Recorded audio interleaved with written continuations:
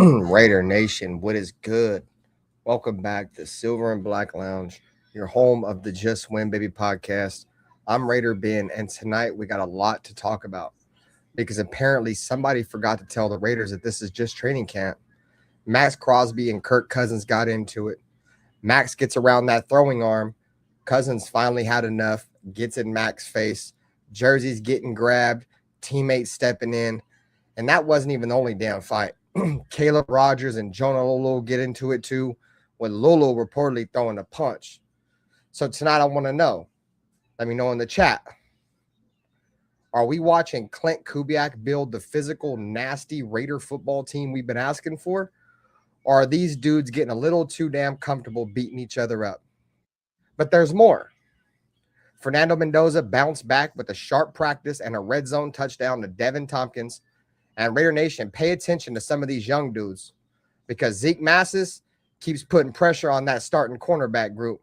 Mike Washington Jr., yeah, he's still making plays. Malik Benson, he got some first-team reps. Traydon Stokes getting work, and undrafted pass rusher Cian Sloan starting to make some noise. We've also got a legitimate battle developing at right guard, some interesting movement in the secondary, and several players that we need to keep our eyes on when it comes to the injury report, including Keyron Crawford, Jalen Naylor, Kwity Paye, and Dante Thornton. And Kirk Cousins, we're talking about him too. 2 interceptions. But he also bounced back and started finding Brock Bowers and Michael Mayer. So Raider Nation, get comfortable, hit the like, subscribe if you're new, get the chat moving.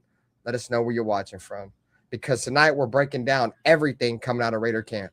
This is the Silver and Black Lounge. One nation, one family, one lounge. Let rock.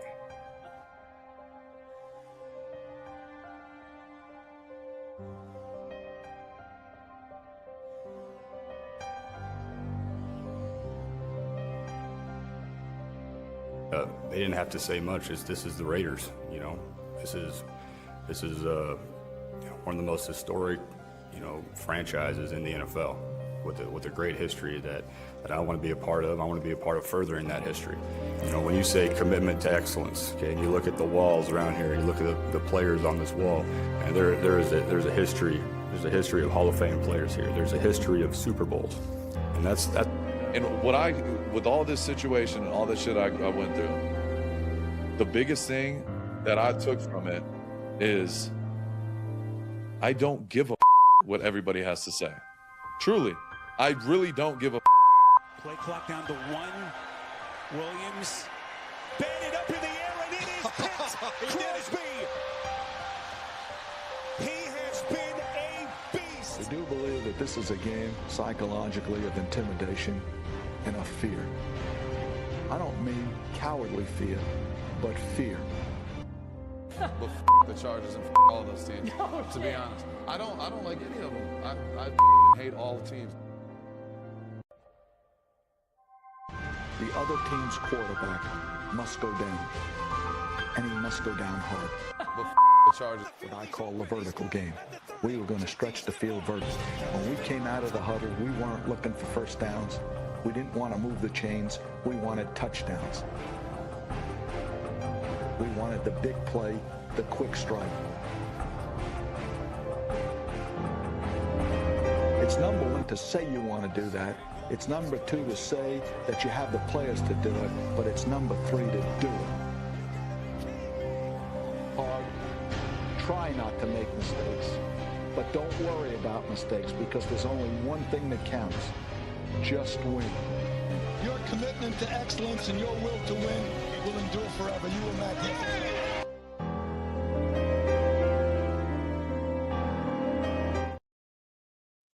Yo, what is going on, Raider Nation, man? Welcome back to another edition of the Silver and Black Lounge. I'm your host, Raider Ben. That's my brother right on this side over here. Nutty Raider Nate tapped in with the Loaded Box Entertainment. My boy Dirty's back, bro. He's going to be back with us here in a little bit. Should be tapping in shortly. But, man, we appreciate every single one of you taking some time out of your night, man, on a Friday night to come hang out in the lounge and talk some ball. I think we got some entertaining things to talk about tonight. I think tonight's show is probably going to be one of the more action-packed shows that we've had so far with a lot of physicality going down in Raiders camp right now, man. So I'm excited for it. Like the question is pulled in the chat right now, guys. Is this fighting bad, good, bad, or neither for the Raiders, man? Let me know in the chat how you guys are feeling, man, with all that shit to the side. What's good, Nutty Raider Nate? What's happening? What's cracking? What's Gucci? What's good? It's Friday. We made it. We made it. Another one. I'm gonna get DJ Khaled in this bitch. Another one. You feel me? My legs ain't matching up with my upper body right now. So here, let me see if I can make a movement. Let me see, move my body over here. There we go. Type shit.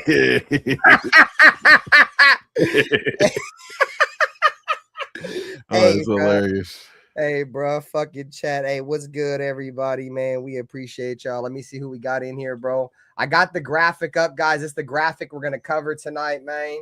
You feel me? You can see the first topic right there. We got the heated Friday in Henderson with Crosby versus Cousins, Caleb Rogers and Jonah Luwalu. Kubiak does address it. You feel me? We got some injuries to talk about.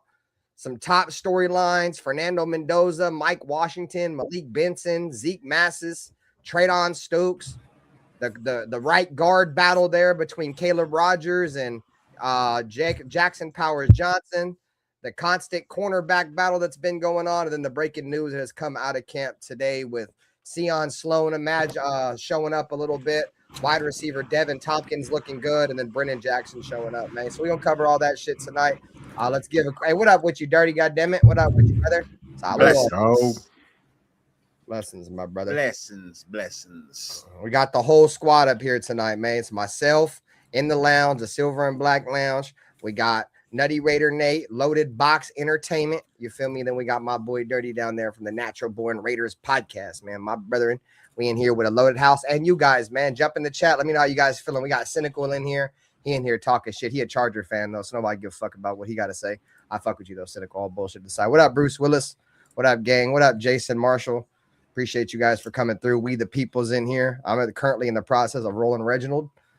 So if you got some Reginald to roll up, you feel me? Roll that Reginald, get you a drink, pull it up, and to jump into the lounge, man. You feel me? Pull up a chair. There you go. You got it. Yeah. Hey, chat. So the new like term around here is pull up a chair, good damn it. So if I say pull up a chair, that means hit the goddamn like button, good damn it. Shout out to Anthony Provencio. What up, Mode? I gotta turn Nightbot on. Nightbot's over here sniping from my play-by-play from yesterday. What up, Raider Tim? Shout out to all the members in here, man. I see all you guys get the membership emojis flying in the chat. What up, Captain Point? Listening from Honolulu. I just got something came in. I don't know what the hell that was. What up, Captain Point?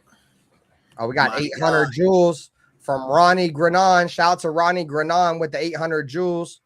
He says, studying for a test on Monday. Please send good vibes my way. Hey, good luck, Captain Point. You got this, bro. Feel me? You got this, Captain Point. Shout out to my brother, Captain Point, in here. Shout out to Ronnie Grenon with the 800 joules, bro. I appreciate you, gang. Much love.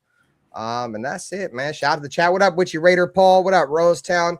All right, guys, let's just jump right into it. So the report came out today of the fight, or what would have been fight, between Kirk Cousins and Maxx Crosby. So from what I heard, and I think we all kind of know how Maxx Crosby is at practice. Apparently, he got a little bit too aggressive with Kirk Cousins one too many times. Hit his throwing arm not once, but twice. Quarterbacks wear a red jersey for a reason. And Kirk Cousins didn't like that very much. Apparently snatched up, that might be the wrong word for it, but he grabbed up Maxx Crosby by the jersey and was getting ready to possibly swing on him. And it had to be contained. So before I talk, let's go with Nutty Raider Nate. How we feeling about this whole fight right here, bro? Something we need to be concerned about, or just two alphas going at it, or how we feeling about this shit? It's something the team needs. It usually happens. It's better if it happens more organically. To me, this kind of felt more manufactured. I don't know. Okay. I don't know. I just my experience being on some teams. Sometimes you get the big dogs together and you kind of agree on something. There's an agreement, and they turn up the intensity, and yeah, it's just a tactic to try to rile up the team and start especially I heard that practice was kind of dull the day before. So it's the time they had the day off. They had the day off the day before, but the practice but before that was dull. Yes. Yeah. So they wanted to bring some intensity. So to me, it felt kind of manufactured, but it was needed. It felt like it was needed. So hopefully it worked. It sounds like the offense got going after that, which was a good thing. It's a good thing the offensive linemen saw their quarterback have some fight in them, and it makes them kind of step their shit up too, because it sounds like they've been fucking up. So. No, I feel you. And shout out to everybody who just seen me detach from my lower body. Go ahead and reattach myself. I'm a transformer, goddammit. I do what the fuck I want to do right now. He look like he look like one of the dudes out of Men in Black right now. His torso all extra tall. Like you start hating on me, you son of a bitch. Sure. You damn it. I'm about sick of your shit. No, I'm just kidding. All right, man, Dirty, you might as well have a desk with no legs. You just put something in front of you. You know? And put some Raider trophies down there, bro. Yeah, in front of my legs. Yeah, put 3 Raider trophies down front. Like that's fucking hilarious. Anyways, all bullshit to the side, Dirty. How we feeling about this whole fight, bro? Well, the dudes in the fight, whatever. Not to pick on my boy Nate, but I just don't see how this is manufactured. But I mean, I could get it. I get where you're coming from. But to me, I think it wasn't so much manufactured, but it's not really anything I'm gonna get, you know what I mean, hyped about. It's Maxx being Maxx. Maxx gonna push your buttons until he get the rise out of you. You know what I mean? He did the same shit to Derek. He did the same shit to Geno. He does the same shit to every quarterback that's back there. He push buttons until he get a rise out of boy. Like Minshew. You know, huh? Like Minshew. Yeah, like you did little ass boy. Yeah. I mean, he pushed buttons. There's only one Raiderette that goes under my table, Jason Marshall. You send it. I only got one of them. But she's in the room right now. So, you know, for me, I feel like it's just Maxx being Maxx. It's not a big deal. You know what I mean? To me, I like to see the fight in Kirk. You know what I mean? I like to see the fight in Kirk. You know what I mean? It tells me he ain't no pushover. He ain't no punk. You know what I mean? There's other quarterbacks that'll probably bow down and not say nothing. He rose to the occasion. Derek Carr. Yeah, nah, not DC. Maybe Minshew. There was maybe Aiden O'Connell, but you know what I mean. Like I would have thought Kirk Cousins. But no, you know what I mean. He rose to the occasion. Yeah, he said what he had to say. He did what he had to do. You know, earned a gold star in my book. Gold star for Marcus. Dinner was yummy. So Joseph Fattens makes a very interesting comment here, and I don't think I agree with it whatsoever, but we're going to read it out anyways.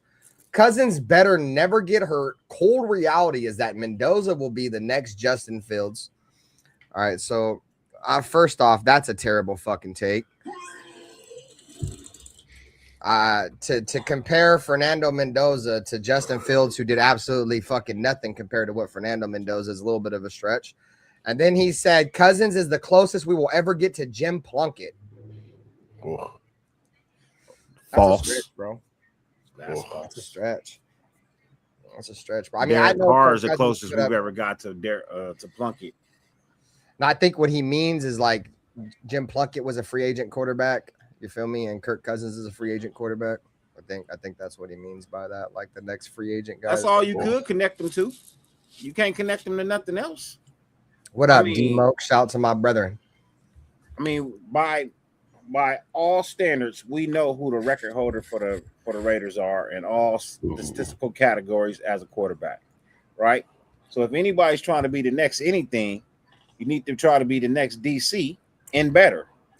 Because the reality is, I've been watching film over these last couple of days, man. I've been trying to keep my mind off other shit. You know what I mean? I've been Type traveling shit, down yeah, the yellow brick road to see, you know what I mean, what's really been going on the last couple of years. You know what I mean? And in all honesty, it's been the quarterback play. We either have good defense, bad offense, good offense, bad defense. We have yet to have average of both. So I really see a lot. I see a lot of what this team could be and do this year. You know what I mean? That other people probably just ain't seeing. But hey, you know, I like the fight. I like the fight. It shows me spirit. There's some enthusiasm going on. It tells me this team wants to be better than what they were. I'm not mad at it. You're not gonna get a rise out of me. So shout out to Rosetown. He said both sides having someone to step up and call each other out now. Let's just improve and get better. You know what I'm saying? No, and this is the one thing I'm gonna say, bro. And the Raiders, Kirk Cousins is not a pushover, dude. He's not, bro. You can tell by the way he plays that he's a tough motherfucker. You feel me? And listen, this Maxx Crosby shit has been an issue for a long time. Like Dirty was saying, bro. Max has been doing this shit, getting a little over aggressive with redshirt quarterbacks for a long time, bro. You guys, if you guys remember correctly, he said that John Gruden said that if Maxx Crosby ruins another play for Derek Carr, he was going to cut him. So Maxx Crosby's been doing this shit for a long time. He's been fucking with Derek. He was fucking with Gino. Bro, this shit's been a thing that Maxx Crosby's been doing for a very long time. And you're finally seeing like a quarterback that ain't going to put up with it. You feel me? And I'm not saying that, you know, any of these other quarterbacks were pushovers. What I'm saying is that Kirk Cousins just ain't going to have none of that shit, bro. You feel me? And that's just his personality, bro. And I like that, dog, because one of the offensive linemen, it was an offensive lineman or somebody in the presser, bro. I don't remember exactly, but you guys will probably remember. He said, I like when it was one of the wrong. He was like, I like when it was Michael Mayer. He was like, I like when the quarterback steps up for the team. He's the leader. So if anybody's going to be aggressive, it should be Kirk Cousins. So I like that Kirk Cousins went out and showed his teammates, bro. Like, I ain't gonna pull up with none of this shit. You feel me? So I do like that, bro. But Maxx Crosby's been doing this shit for a long time. And it seems like he had never really got put in check until he got put. I don't know if put in check's the right word, but he got put in check today, bro. You feel me? He got snatched up by a quarterback, dog. We're talking about Maxx Crosby, big time Maxx Crosby getting snatched up by Kirk Cousins, dog. Like that's kind of crazy. From what I understand, I was told Kirk Cousins said, I ain't one of these punk ass quarterbacks that used to be here. I'll fuck you up. That's what I heard he said. And Max was like, Kirk Cousins be talking that shit, bro. And Max was like, who you talking to? And Kirk said, I'm talking to your overrated, traded ass. And yeah, that's what. Damn. That's what I heard. God damn. That's what I heard was said. I could be wrong. That's what I heard. God damn. He said, yo, overrated, non-traded ass, good damn it. That's what I heard was said. And then I heard they shook hands after practice. So, you know, that's just what I heard. But to me, all that tells me is there's a quarterback back there that ain't gonna back down from nobody. He don't give a shit who's on the other side. He ain't gonna back down from nobody, and I like that. I like facts. And shows the rest of the team. Yeah, it's almost like we talked about how the center's mentality affects the rest of the offensive linemen. Dude, the quarterback being with that kind of mindset is gonna make everybody like that, bro. They're like, okay, my quarterback ain't gonna put up with that shit. I ain't putting up with that shit, bro. That's it.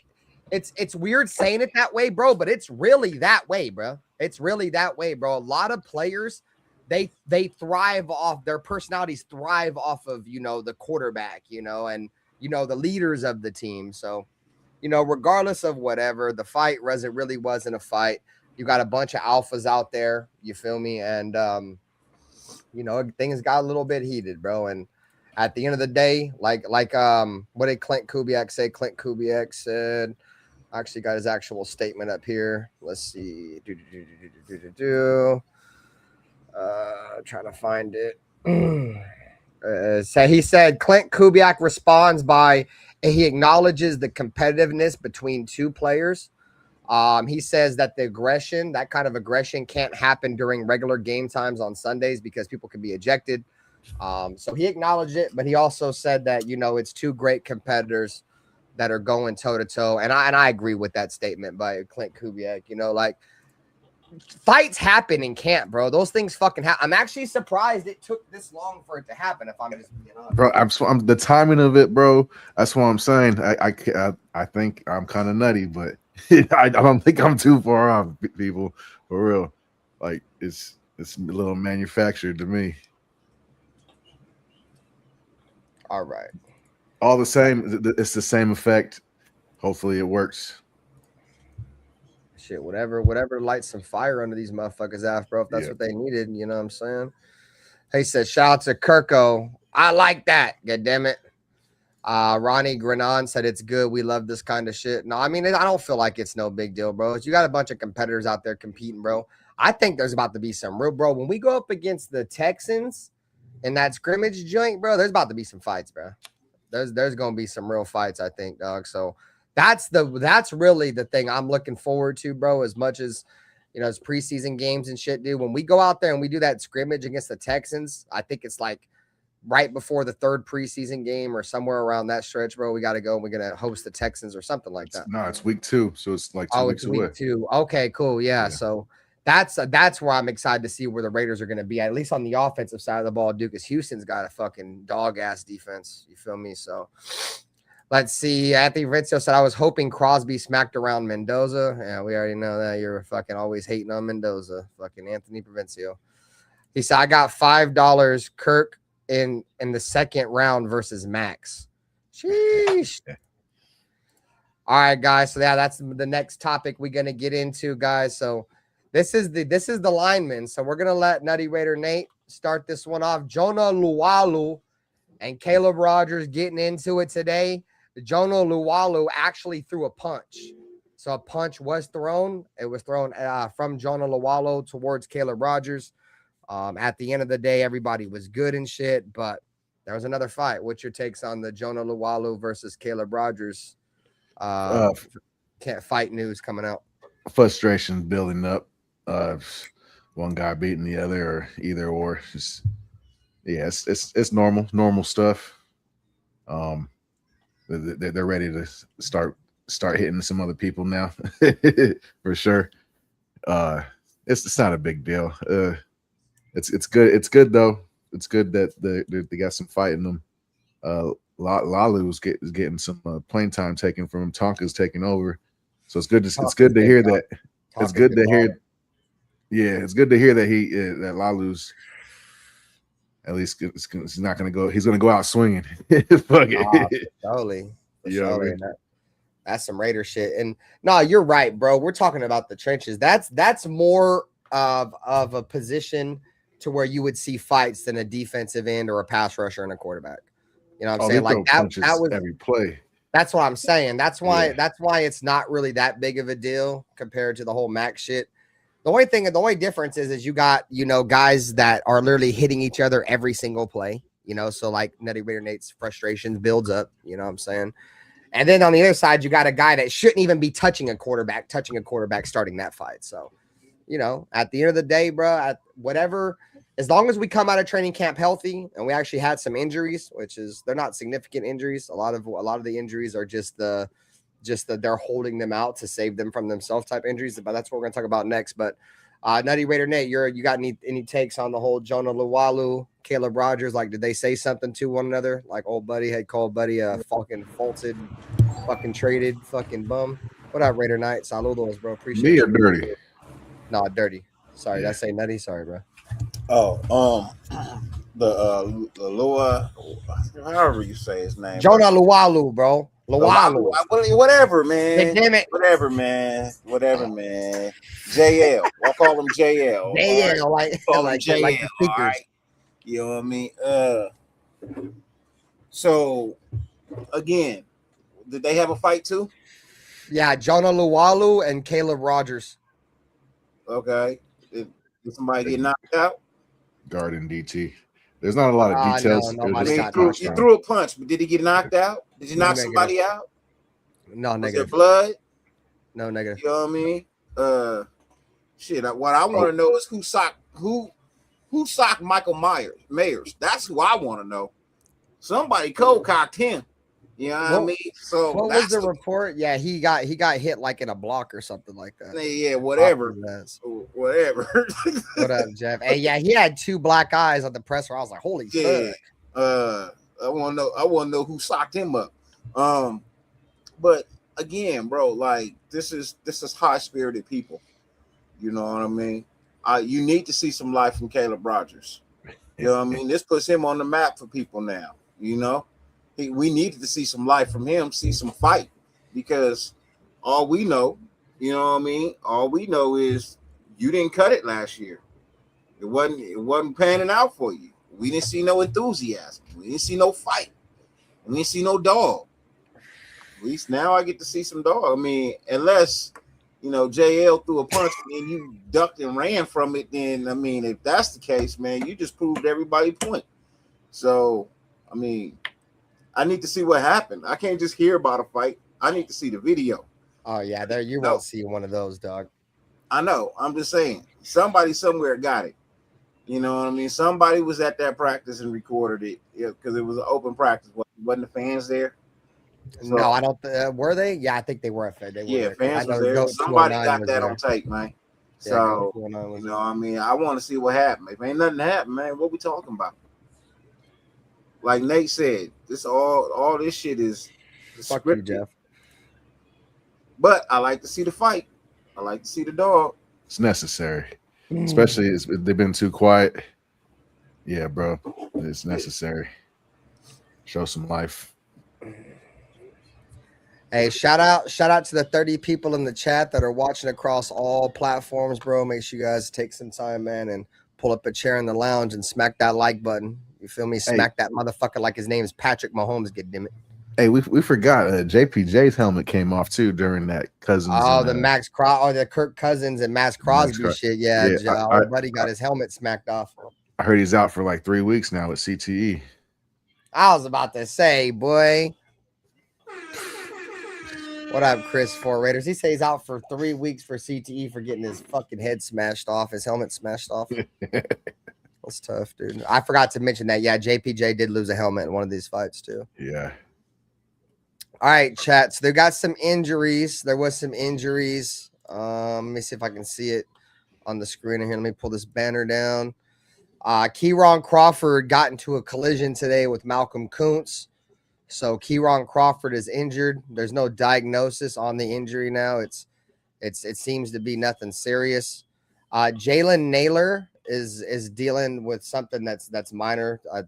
Clint Kubiak addressed it this morning and said that it's more precautionary. A lot of these guys that were held out are precautionary. Kwity Paye, same thing. Carter Runyon, Dante Thornton actually left practice today, but all these guys that you're seeing down there on the bottom left of the screen, Kieron Crawford, Jalen Naylor, Kwity Paye, Carter Runyon, D.R.A. Okawale, and Dante Thornton, they're all just scratches. So, and a couple of those were held out for precautionary measures. Ain't really much to talk about there, but do you guys have any thoughts on any of those guys out of practice or getting injured? Crawford again. Yeah. Crawford to take a mental rep, more mental reps. I knew you was gonna say that. Yeah. No, I'm not concerned. All of these people have special regiments. You know what I mean? Dante Thornton. The reason why I'm not concerned is because I have concern, but it's not for the injury. My concern is in other places. It don't look like he gonna make the team. Who? Dante Thornton.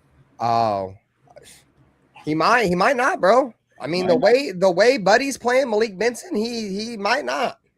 He might not, bro. I mean, they're not going to run Jack Besh off because Jack Besh is making more money. He's a second-round pick. They're going to It's not even that. It ain't even that. He's actually performing better this year. I gotta see. Like he looks like they're saying he looks like he actually learned something from last year. Like he took the offseason and put some work in. They're not seeing that from Thornton. Nobody's seeing that. You know what? Thornton is going to be a lot. He's reminding me a lot of Marvin Harrison Jr. You know what I mean? Remind me a lot of Marvin Harrison Jr. Just can't catch for shit, bro. Just can't catch for shit.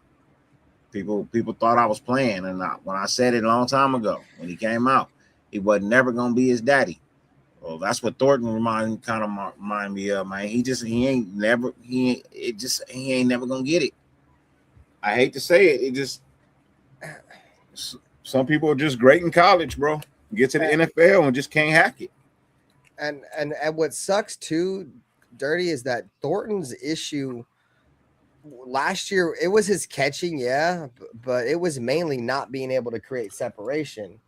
Like now you're hearing more about him not being able to hold on to the football. So you go from 1 year where you couldn't really run routes. Well, I mean, he still can't run routes, but you weren't really known for dropping the ball like that in camp. No. Like all you're hearing now is he's dropping the ball, which makes me think, bro, his confidence is at all-time low right now, bro. And he's not creating separation. Yeah, exactly. I feel like his confidence. Not only did you not work on creating separation, somewhere along the line you didn't remember how to catch the ball. So now you're taking 2 steps backwards. Instead of taking the steps forward, you're taking 2 steps back. He was already behind the 8 ball. Yeah, and I agree with you, Jason Marshall. If we do cut him, I don't think he'll last long in free agency. The Chiefs would definitely go for him. I don't think it'd be smart for the Raiders to cut him. They need to try to develop him, bro. Like they have to try to develop some of the. We don't have anybody else to really keep around. So exactly. It's not like we got. Well, we got the roster regardless. Unless we go get somebody. We got the other kid that's been showing up too, Devin Tompkins. He's been playing well the last few days in camp, and he played really good today. And he's got some juice in the return game. So he was balling, bro. Every time I see a highlight, like on Instagram or something, it's Devin Tompkins. Let me see. I'll tell you right now. I haven't heard nothing from our boy Jackson. Jackson. Cedric Jackson, I think. Cedric Jackson. Yeah. I mean, I've heard little rumblings about him. I haven't heard anything. I guess he scored the other day. So Devin Tompkins, damn, he's only 5'8". Okay. I didn't know he was 5'8". He wears number 83, Devin Tompkins. I don't know, bro. Yeah. He's got some real juice in the return game, though, bro. Like, that's where I think he holds most of his value is in the return game, dude. He's a damn good kick returner. I see it. Yeah, he's a damn good kick returner. He's been in the league for 5 seasons. You know what I'm saying? I mean, I his name when we picked him up, I had heard that name before. But no, what he's really known for, bro, is he's a really good special teams guy, kick returner. But he's been playing well out there in camp, and today he had his best day. So what else do we have on this graphic? Fernando Mendoza bounces back. So Fernando Mendoza bounces back. If you guys remember a couple days ago, Fernando Mendoza threw that pick 6 in camp to Greedy Vance. And, you know, some Raider fans were kind of tripping, right? Like, oh, no, here we go. You know, but young players have learning moments, bro. What up, James Firpo? And that was a learning moment for Fernando Mendoza. Since the pick 6, Fernando Mendoza has bounced back. Today, sharp practice highlighted by a red zone touchdown to Devin Tompkins through tight coverage. Big bounce back after uneven reps last week. So Fernando Mendoza bounces back after, you know, throwing that pick 6 in camp, which, you know, I think that's really what a lot of us needed to see out of Fernando was how he was going to respond to throwing that pick. And it looks like he's responded well, and he hasn't continued turnovers. I mean, we haven't heard any more turnovers from Fernando. So interesting. What's your thoughts, Dirty Raider, on the, you know, Fernando Mendoza having that adversity moment a couple days ago with that pick 6, but, you know, the last couple practice, including today, he's responded well. Well, I mean, this is what you want to see. You know what I mean? This is exactly what you want to see. This is exactly. I can't kick my legs. I'm paraplegic, dude. You want to hear? You know what I mean? you want your quarterback to show some signs of grasping the offense, right? Especially your first round pick. If you're gonna put all of that, you know what I mean, if you're gonna put all of that into the truck and haul it off, you know what I mean, it better damn show be for something. I would be more concerned if reports came out that he was still throwing interceptions and he was still behind the curve and he didn't look like he was pressing, you know what I mean, for the starting job. I told you that's what I want to see. I want to see him push Cousins. You know what I mean? I want to see him push. I don't think we're going to see Kirk Cousins really too much in the preseason. I really don't. You know what I mean? Veterans usually don't really like to play and don't really need to play. He might get a few snaps, but I think for the most part, it's going to be Mendoza and Aiden O'Connell. And, Yeah, me too. you know, I want to see who can do what. You might get a little splash of that Jacob guy, whoever he is. I don't know who he is, but you definitely see a lot of Aiden O'Connell and definitely see a lot of Fernando Mendoza. So to hear that, you know what I mean, he's looking up, you know what I mean, it looks like a bright side, you know, like they made the right choice. Can't be mad at that. No, definitely with you. What's your thoughts, Nutty Raider Nate? For Mendoza. the comeback after the interception. Yeah, after the pick six he threw in practice a couple of days ago. That's great. That's good. It shows progress. It's normal. He's a rookie. Let's get those out the way now. Better now than later, I guess. Yeah, no problem. No, I'm not too worried about it. It's I'm glad our defense is playing defense. I feel like that. I don't know if this is like reaching, maybe, or that might be the wrong word, but I think that this is what we should have expected from Fernando, right? I mean, when you draft somebody, with the first overall pick, I mean, of course, everybody's gonna make mistakes, bro. But I think him bouncing back is what we should expect, bro. I think when you invest that highly in a quarterback, one of the main things he has to have, bro, is a short memory, bro. And that I think that's a lot of what Fernando Mendoza is. A lot of his game, bro, is psychological, bro. With Mendoza, that's what, in my opinion, is what makes him so good.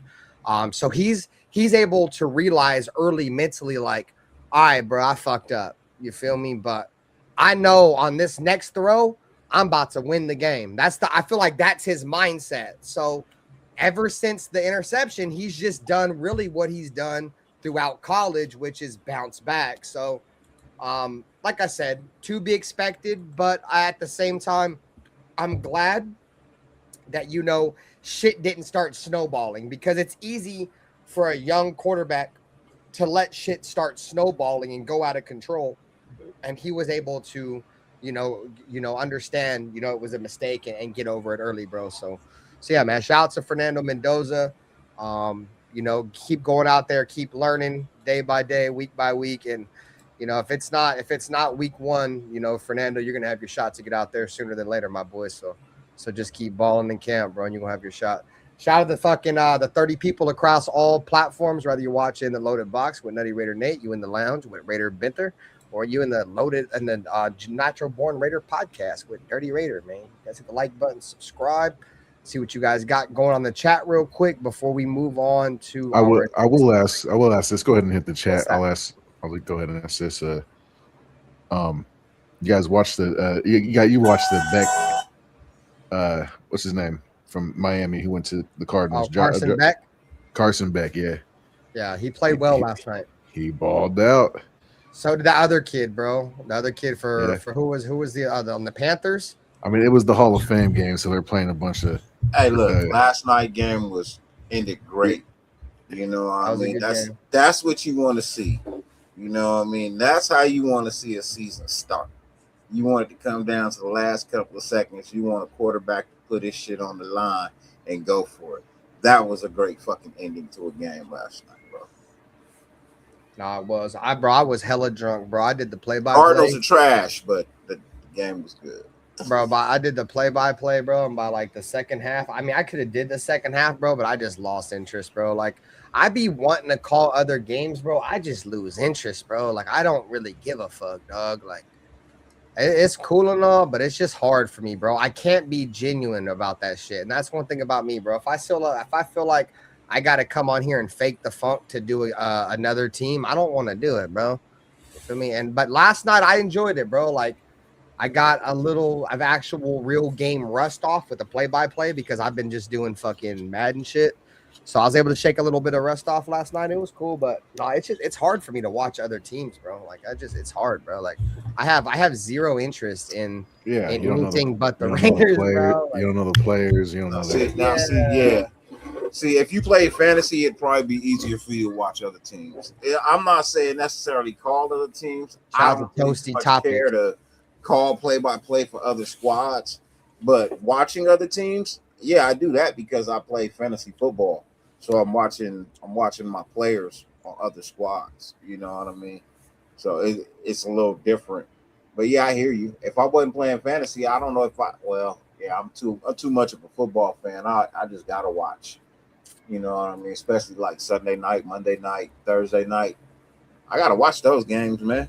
You know what I mean? So I just got so much going on in my life, bro. I'd be like doing so much other shit, bro. I ain't going. Season's so short. I gotta catch whatever I catch.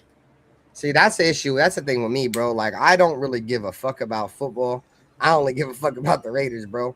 And I mean, I can watch other games. Like, I ain't gonna lie. Like, I hate watch the Niners, religiously a few times a year. I watch them just to pray on their downfall, dude. Just to hope they lose. You feel me? But it's hard, bro. It's tough for me to watch other teams. I just don't have interest in it. No, I hear you. I just love football. No, I feel you. I just love football. So. All right, guys. So before we get into our next topic, you guys hit the like button. Appreciate you guys. Step into the lounge, pull up a chair in the lounge, and hit that motherfucking like button. All right, guys. Mike Washington, bro. Mike Washington's been lighting it up so far in camp. Looks he's been getting runs with the ones. He's second string, guaranteed. Shout out to my boy Rudis with the 10 jewels. Mike Washington's been killing it, bro. Mike Washington might be like, we talk about steal of the draft, like he might be up there with the steal of the draft, bro. Even outside of Jermod McCoy, because Jermod McCoy, if he stays healthy, he's by far going to be the steal of the draft. It's not going to be close. But Mike Washington, guys, was the second best running back in this draft class, bro, by the consensus big board. And he fell all the way to what? What did we get that for? Like the third or fourth round? So we got the second best running back, dude, in the fourth round. He's playing with a huge chip on his shoulder, dude. He came out. He has a YouTube channel too, by the way, you guys. You go check out his YouTube channel. He just does workout videos and shit. Well, he said he's going to make all these teams that pass on and pay for it. And he's extremely powerful. They're saying out of camp that his power, his strength truly shows, and he's got that breakaway speed, bro. Like Mike Washington, I think Ash and Genty special, bro. I do, but dude, Mike Washington might really push him, bro. Might really push him, dog. Dare I say, we might have 2 1,000-yard running backs this year. The way Clint Kubiak calls it, I wouldn't doubt it, bro. Like to run the ball. I'm telling you, bro. I feel like we might have 2 1,000-yard running backs, bro. Offensive line can move some folks, bro. Even if the offensive line just plays halfway better than what they played last year, I feel like we might have 2 1,000-yard running backs on the squad right now, bro. That's just me.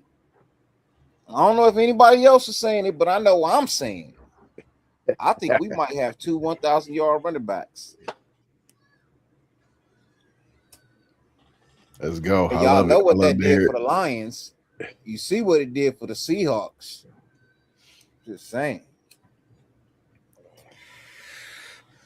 I mean, and they have, I won't say two different skill sets because they're both very good at both of what they do. They're both good with. They both have solid vision. They're both powerful.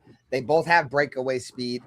It's just I think what's gonna make it different for defenses to defend is because Genty is small and Mike Washington's big.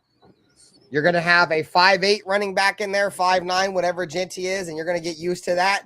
And then boom, bro, here comes this big 6'3" fucking Tonka truck coming through, dog. You feel me? With breakaway speed. You feel me? Like that. That's actually intriguing, bro, to see what they're gonna do with these two backs. And bro, you know what's crazy, Dirty Nuts? You bring that up, bro. He has Kubiak.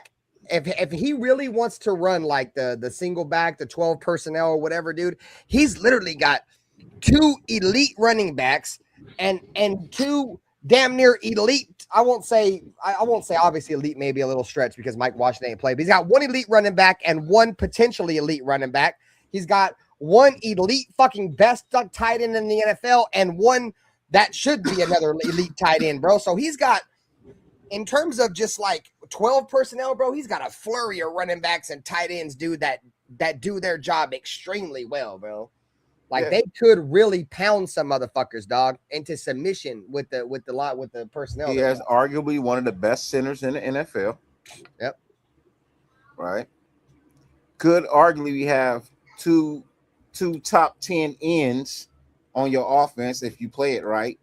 You know what I mean? If Colton Miller is 100% healthy, you know what I mean, and he playing left tackle, and you got Zoom at right tackle, you might have two of the best dominant, you know what I mean, at least top 10.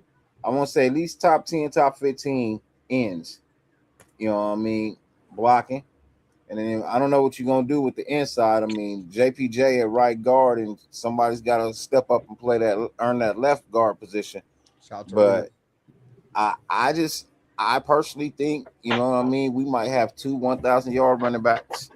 I like their nicknames, you know what I mean. Their nicknames is fly, you know what I mean. Silver Surfer and Black Magic. I like that, you know what I mean. That's dope ass names right there.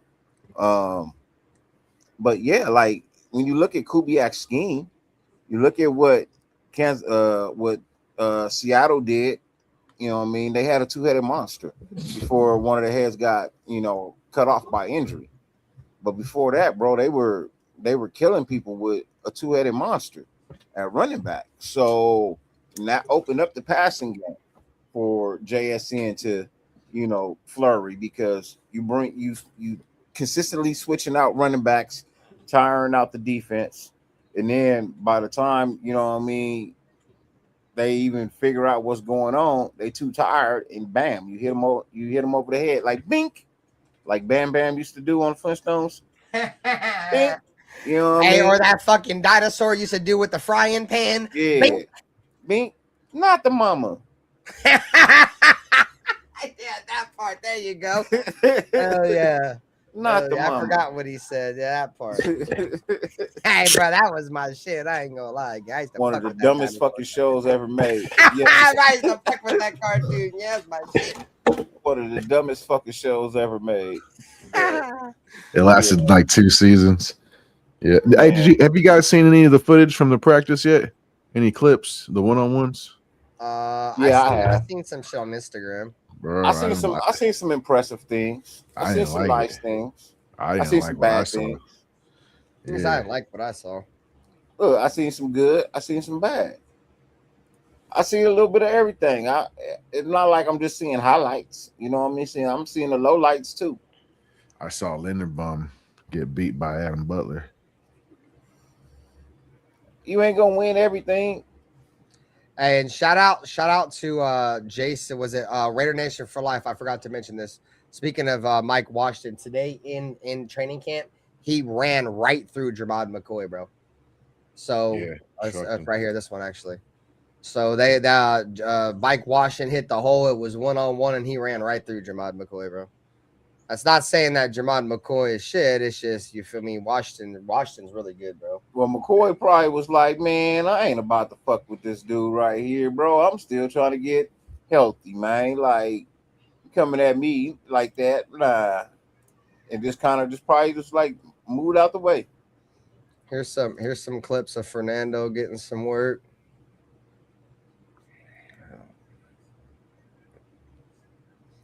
So I did hear today in camp, guys, they were running 12 personnel, right? So they're running 2 wide receivers and 2 tight ends. But they were running, what up, 805? Saludos, brother. Thanks for pulling up. They were running Trey Tucker and Malik Benson as outside wide receivers. And they were running Michael Mayer and Brock Bowers as 2 slot wide receivers in like a 4 wide receiver set, but with a 12 personnel. I heard it was Jalen Naylor and Tucker. It may have been. Well, I only mentioned Malik Benson because Malik Benson got in on it today too because Jalen Naylor got hurt. He been running the 3rd wide receiver, but yeah, it's mainly been Tucker and Naylor at the wide out positions, and with Malik Benson making his way onto the field, and they're sliding Tucker to the slot when Malik comes on the field. So that's what I heard. So I like that. It looks like Malik Benson is the 3rd wide receiver. You know what I mean? So what does that say about Thornton again? You know what I mean? And Besh is moved down to the 4th, where you know what I mean, he ain't really slide. That's where he kind of always been, right? That 4th wide receiver. For a 2nd round pick, I guess. So I mean, it looks like Malik Benson came into camp trying to earn his spot early. Well, he's been a hard worker going back to college, bro. That's one thing about him is when he came out, bro. Like they always preached his work ethic in college, bro. Like he had a demand to be great, bro. Is what a lot of his coaches at Oregon said about him. A lot of people were trying to say, "Oh, his route running is going to need some work." I guess he worked on it. So he's been playing well. Hey, look, shout out to Darian Porter. I heard he got better. Yeah, no, he's been playing well, man. Him and the guy that we're talking about right now, Zeke Masses, chat. Hezekiah Masses has been playing extremely well in camp. Going back to OTAs, the coaching staff. He's too little. Couldn't stop raving about him. You feel me? Little. And he's still out there impressing right now. He had an interception today, one of Kirk Cousins' interceptions. I thought he was too little, Benther. What the fuck? On Zeke Masses. Did I They told me he was too little. Shit, he's out there balling, bro. Give credit where credit's due. Shit. He's out there. I said that. Well, shit, he's hooping, bro. No, I don't know if you did. I don't know. Everybody was kind of like, he's too small. Yeah, because he is undersized a little bit. Oh yeah, for sure. But you can just tell he's a football player, bro. He's the film don't lie. He's a dog. Let's see. So Zeke Masses interception of Kirk Cousins today. That's his 2nd interception in camp. Getting 1st team reps opposite of Eric Stokes. And Kubiak today in his presser said he's putting a lot of pressure on that first group of corners. Zeke Masses, chat. What's our thought on Zeke Masses, bro? I think Zeke Masses, dog, may be that one of the. Bro, I'm telling you, I think this draft, we have a potential for a shit ton of steals, bro. Zeke Masses there, Jermod McCoy there, Mike Washington there. The one thing I liked about Zeke Masses when we drafted him, chat, is he was a fucking ball hawk. And I've been saying it for a long time, bro. The Raiders have to get back to finding guys that take away the ball, bro. And if you take away the football, bro, you're going to put your team in the best position to win. You're going to give your offense more opportunities, bro.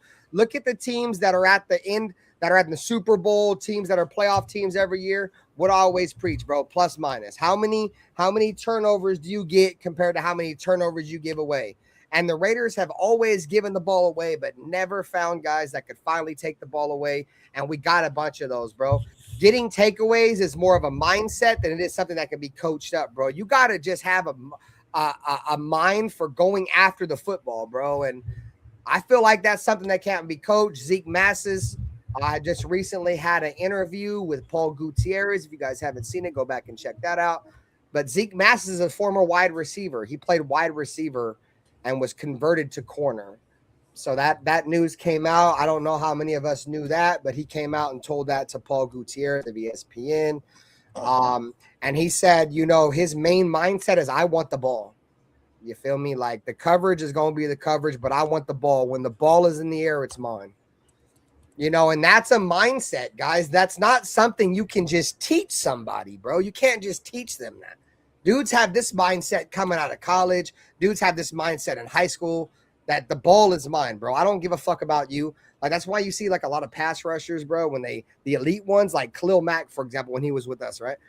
When he would go to sack the quarterback, dude, he would just go for the football. He would rake the ball out the quarterback's hand because it don't matter. Once the ball's out the quarterback hands, that's a football. That's a sack no matter what, bro. So we need more guys that are just ball takers, bro. Take the ball away, dog.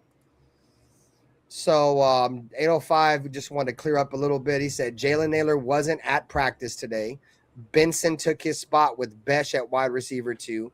Thornton wasn't out there. I was at training camp today and going tomorrow morning. That's what's up, bro. Shout out to 805, bro, covering the Raiders in camp right now. No, I didn't mean today. I was saying, like, I've heard, for the most part. No, well, earlier the whole situation with Michael Mayer and Brock Bowers is something they just started today. That's why I think reason why it was brought up. Anyways, Nutty Raider Nate, what's your thoughts on Zeke Massis, dog? And how he's I'm a huge fan. Be the real deal. What up, I'm Raider Nate 510? What up, Milka Beezy? One of my favorite schools. Went to Cal. Christopher Raider said Zeke Massis is 6'1". Okay, Florida.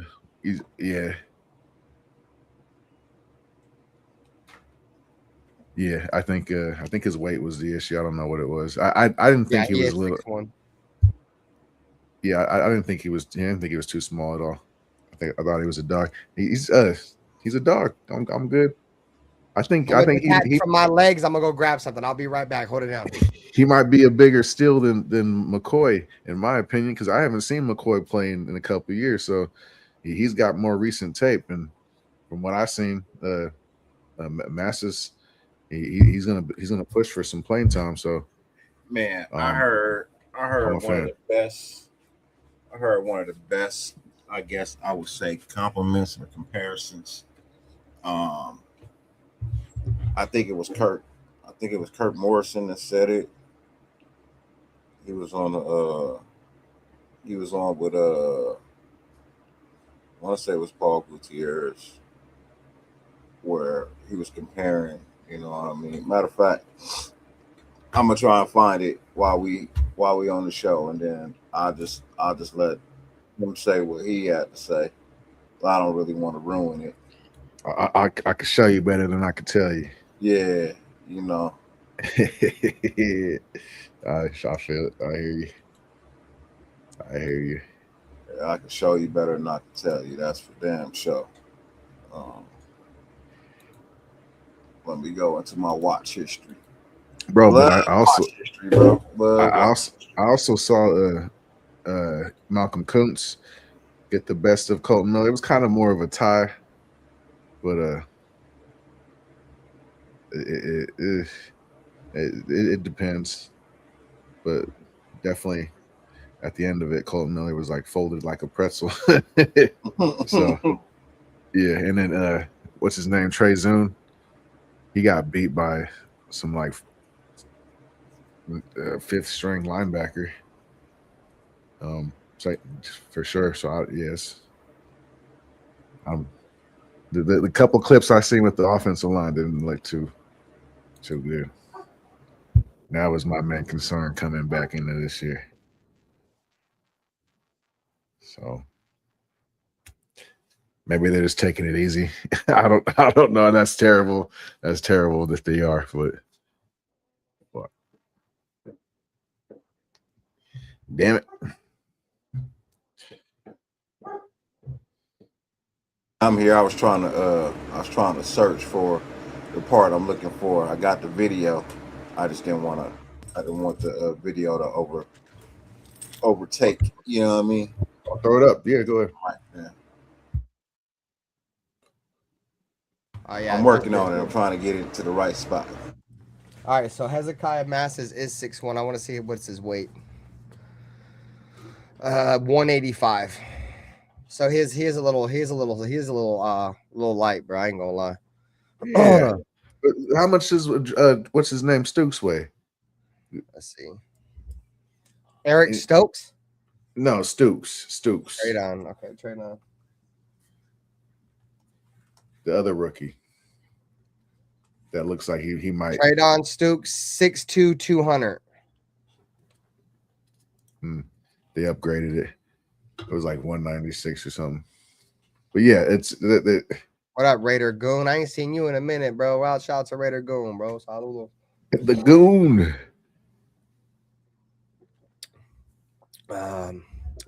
Jason Marshall said masses and decam improvement will be good for McCoy.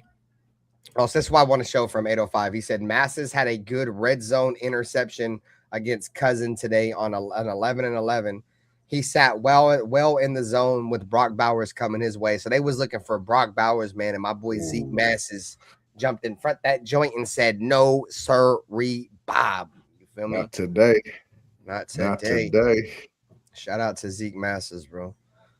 Said Brock. That's one thing I liked about him, dude. I think a lot of us liked about him. He just takes the ball away. He makes plays. He's got instincts. Yes, yeah, he's got bro. instincts. Yeah, like, bro. And it makes sense now that he told, Paul Gutierrez that, he's a former wide receiver. So it kind of makes sense why he's got great instincts now after he said that. You feel me? He's like, I understand what receivers want to do to me. You feel me? So he knows. I mean, it's going to be interesting, bro, because Darian Porter looks good. And we can talk about Darian Porter in terms of how people thought about him or whatever. But Eric Stokes had like an 86 or something, 87 QBR when targeted, which is good. And we all know how good Eric Stokes was last year. Darian Porter, he had like an 82, and Darian Porter had like an 86, bro. So you had Eric Stokes, who had an 82 QBR when targeted and was one of the better corners in the game. You know what I'm saying? And you had Darian Porter, who was a rookie and had an 86 QBR, only a 4% QBR off one of the best corners in the game last year, dude. So, I mean, I think Darian Porter's he's got talent, bro. He's in my opinion, he's got what it takes to play corner. He just got to be developed just a little bit more. And that's to be expected from a guy that's a converted wide receiver. And it's crazy that Hezekiah Massis said that he's a converted wide receiver too. But the only difference is that Darian Porter converted to wide receiver in college, and Hezekiah Massis converted to corner coming out of high school, because he said his high school coach said he should play corner, and he ended up switching to corner and going to college and obviously making the NFL as a corner. So. What do you think about Stooks falling behind Polamalu as far as free safety? I think it's because mainly trade on Stooks. He's being asked to do a lot. This scheme is very what's the word I'm looking for, bro?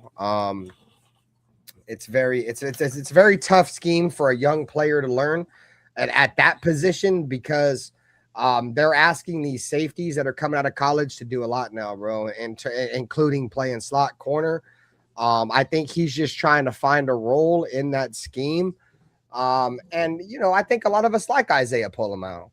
And Isaiah Polamalu's got length. He's got range. He's got athleticism. If Polamalu can be coached up and not give up a bunch of shit like he gave up last year, I think a lot of us think Polamalu is decent. You know what I'm saying? Like, he gives up shit, but yeah, he's also, you have to keep in mind that Isaiah Polamalu last year was the first year he's ever started in the NFL. He had been in the league for a few years, but that was his first actual year starting. I think he was ranked like the worst. Not led the team in tackles, but he was like right behind fucking Devin Bush or Devin, where the fuck his name is, Devin White, for tackles on the team, and he was a safety. So. Yeah. What up, Stillmatic? What were you saying, Nutty Renee? He was ranked one of the worst at free safeties in the NFL last year. No, yeah, he was getting fried last year. Like I said, I get it. But one thing that about Isaiah Polamalu, dude, is he's a great communicator. He's going to keep the defense lined up in the back end. And he learned that from Trayvon Merrick, bro. Trayvon Merrick is a dude who kind of taught him, And that's really been the reports coming out of camp right now is that, Isaiah Pola-Mao is the most vocal player in the secondary right now, bro. When he's out there with all the young players, he's keeping everybody calm, making sure nobody goes crazy and just keeping, even kill with everybody, bro. And that's a lot, bro, to don't get me wrong. To communicate. We need that for sure. I'd rather have Pola-Mao pan out. But at the same time, it's like another second round pick. We're just gonna kind of hang him on the shelf. Second round picks have been rough on us. I found the clip. Tony, play the clip. Play the clip. Shout out to Raider Nation 510. He said Darian Porter is super intelligent and D-Cam is a dog. Talking about D-Cam, like DeCamerion Richardson. Yeah. He's getting some playing time. I don't know if I'm gonna label him as a dog yet, bro. He's got the athleticism. He could, but last year he disappeared, bro. That's what I'm saying. He's been on the roster for a couple years, dude. And he gets a little bit of hype in the preseason, and he just disappears, though. Yeah. So this is Kirk Morrison speaking on real quick. For sure, throw that motherfucker up. What up, Stillmatic? We can't hear it. We can't hear it. We got no audio. We got no audio. You can't hear it? No, we can't hear it.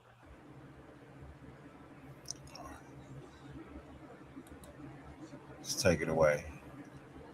Give me one, so I'm gonna pull it up on this. Yeah, no doubt, no doubt. Jason Marshall, who has the green dot? Quay Walker. Quay Walker is your green dot. I guess it would make a lot of sense too with the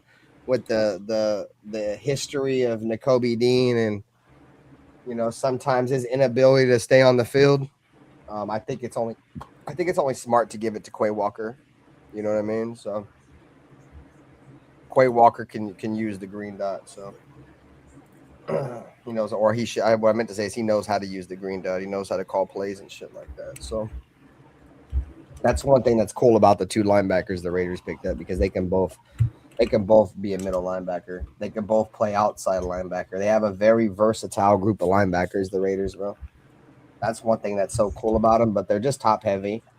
But when you talk about the linebackers in Quay Walker and Nakobe Dean, I mean, both of these guys can run with with most running backs and tight ends in the league, dude. They're going to run with them. They're not asked to guard wide receivers much. They probably can't really guard wide receivers, and depends on what wide receiver it is. But for the most part, they're not going to have to worry about that.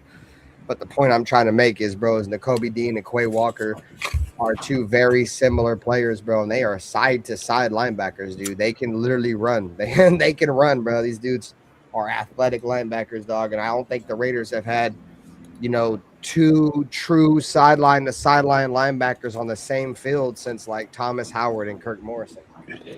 You feel me? We had two linebackers that could really cover sideline to sideline. That's why I like about these linebackers. So you're saying we got a chance? There's always a chance. It's just, are we going to get lucky? We don't get lucky, but you never know. Never, bro. Yeah. This could be the year that we get lucky. Yeah. A lot of things got to line up. All right, guys. So let's get into the next player who's been hooping out there in camp. Throw him up. Malik Benson, chat. Malik Benson, another guy like Hazikia Massis that we heard, a lot of hype out of OTAs. Rookie minicamp. He's playing well.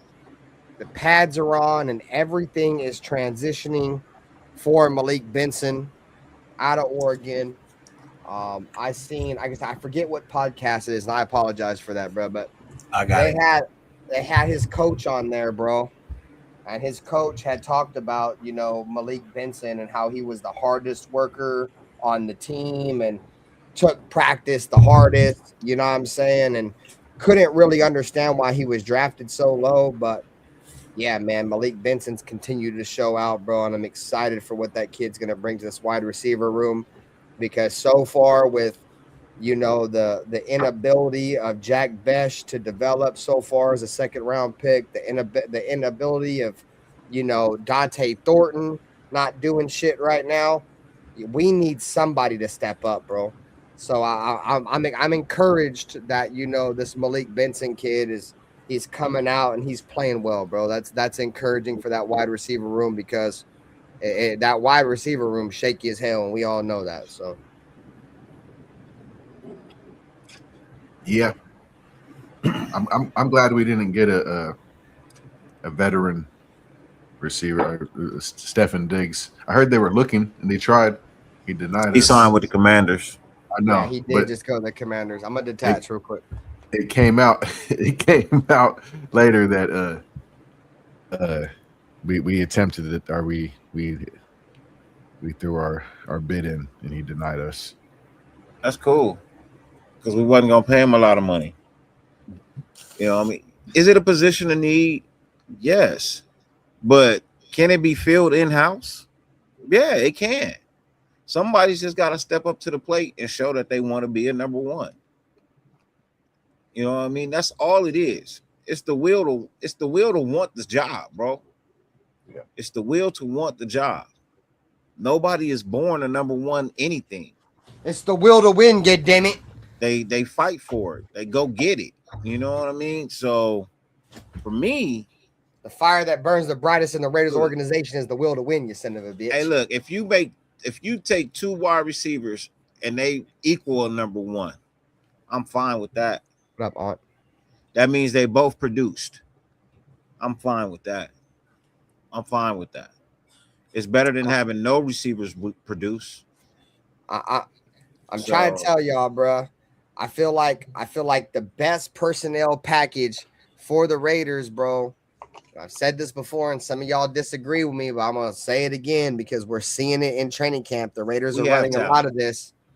Is they are putting fucking Brock Bowers as a slot wide receiver, bro, and Mike Mayer as your typical tight end. So I think that's gonna be some real shit. I told you. Didn't I bring that up a couple of weeks ago? Yeah, we have been talking about that shit, bro. Yeah, man. I know, but I'm just saying, didn't I bring that up a couple of weeks ago? As to that being something that could possibly you might be seeing a lot of this year. Yeah, because you said could he be our number one receiver? No, for surely.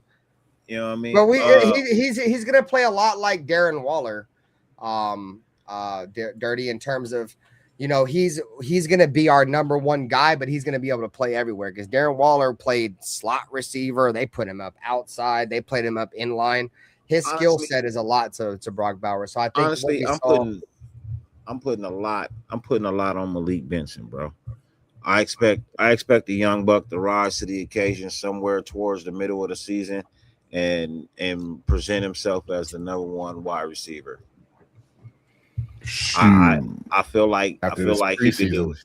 After this preseason, he might look like the best. It could be him or Naylor. I think Naylor has a lot of talent, bro. I believe Naylor has a lot of talent. I do too. Bro. I think he's got untapped talent, Dirty. Yeah, when you look at the film, you know what I mean? You turn on the Minnesota Vikings highlight film, he's a part of that. He's also a wide receiver that's not afraid to block. That's one of the reasons they brought him in. He is not afraid to lay somebody out, and he does it. He blocks really well. But not only that, he runs nice, crisp, clean routes, bro. He's nice, bro. He's nice. And he has good hands. And it's crazy, Dirty. And he was on a team with two other wide receivers that are better than him, but who better to learn from than double pistol JJ? Are you serious? Justin Jefferson? Dirty knows boy out of USC? I mean, come on, man. What? You know what I mean? Jordan Addison? Yeah. What? And then having familiarity with Kirk Cousins. You know, I'm just saying, like, I wouldn't be surprised if, you know what I mean? You know what I mean? If he, set himself as the number one, bro. I honestly, it's his turn. It's his time to shine. They see it in him. That's why they went and got him. He's got to step up to the plate and present himself and show the domination of being a true number one. Yeah, Jason, that's what I'm saying. Like a Crabtree. Nobody thought Crabtree could still be a number one wide receiver until he came to the Raiders. and prove that he was still a number one wide receiver. So I can see Naylor being a number one, but I expect Malik Benson to, by the end of the year, show he is the number one wide receiver for the Las Vegas Raiders. You know what's crazy, Dirty, is that when we got Jalen Naylor, a lot of people are like, oh, well, he's slow, he's this, he's that. Dude, Jalen Naylor has very underrated speed, bro. You know what I'm saying? Like Speedy Naylor. That's what I was about to say, Nutty Raider Nate, bro. They call that man Speedy Naylor, bro. He's got wheels. He's got underrated wheels. It's just that when he was in Minnesota, he really wasn't asked to do a lot of that shit because they had Justin Jefferson and Jordan Addison to do that shit. You feel me? So with the Raiders, he's got a special combination, Jalen Naylor, bro. He's like Crabtree. Crabtree's a great comparison. I think he's a little bit faster than Crabtree. He's like a Crabtree, like fucking Jacoby Myers, like fucking crossbreed, bro. Like fucking cross strand. If you was to make a strand of cannabis and it was between fucking Michael Crabtree and fucking old buddy, it'd be motherfucking Jalen Naylor, bro. But no, he's got underrated speed, dude, and I think he's playing with a chip on his shoulder, bro, because I think he wants to prove, what he couldn't really do in Minnesota because, he was shadowed by two really good wide receivers. The problem is people look at his 40 time, right? Yes, exactly. Look at his 4.5. But what you're not looking at is what he did in the 100 meters. You're not looking at his 100-meter time. His 100-meter time is fucking crazy, bro. 100-meter time is Jamar Chase as a ceiling for Jalen Naylor is a crazy ceiling, Raider Nation. 10.7 in the 100-meter.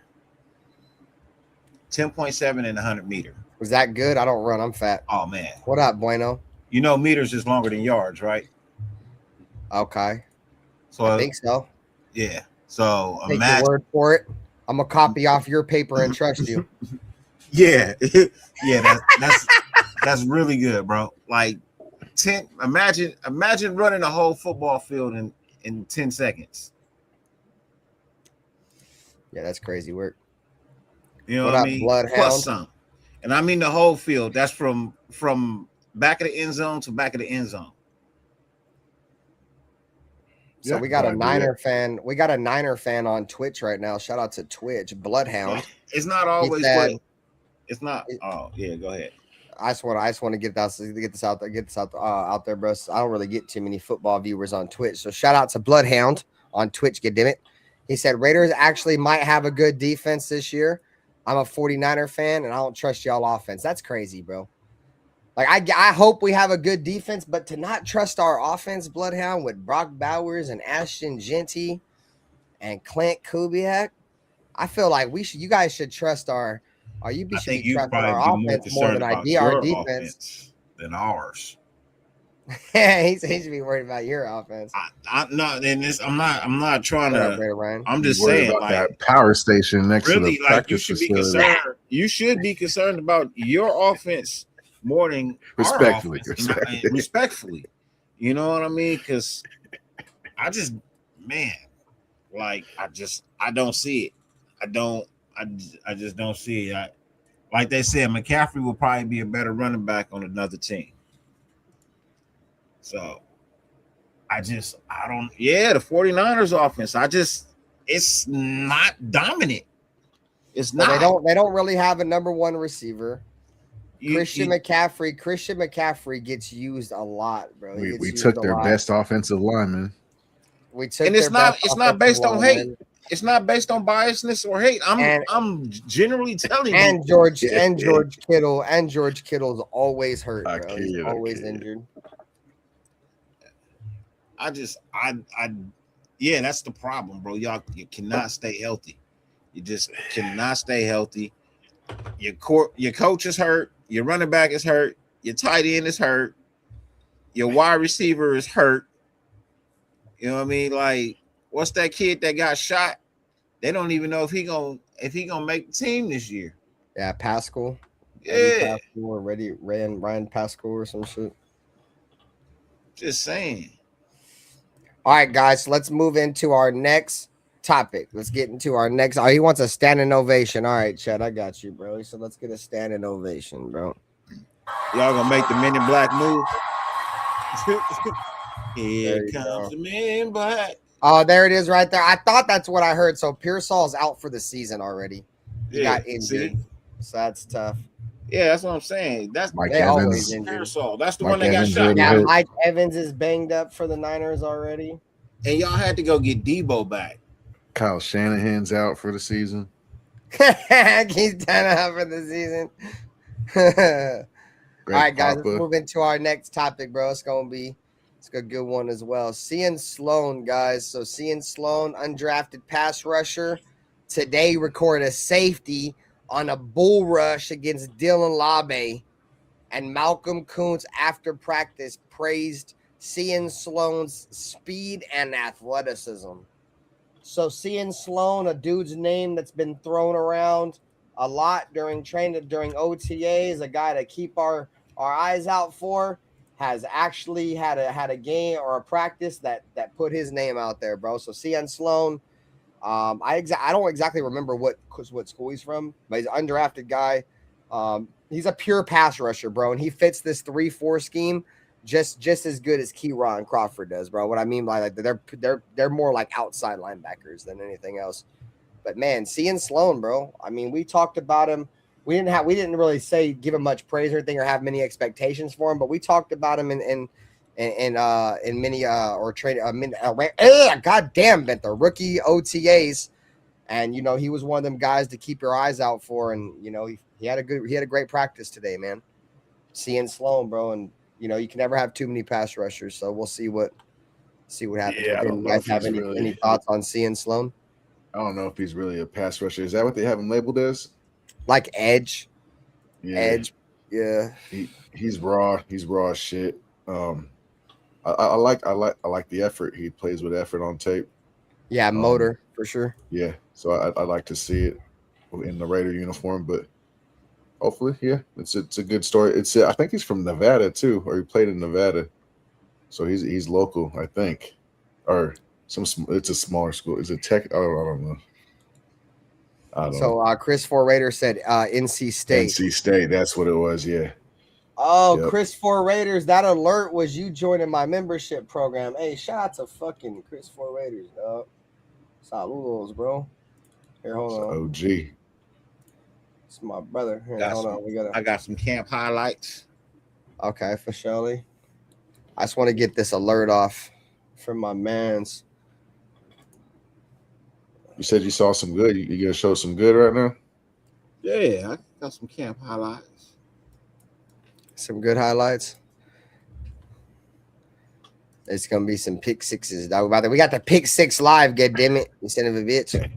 It's good for the defense, huh? I kid.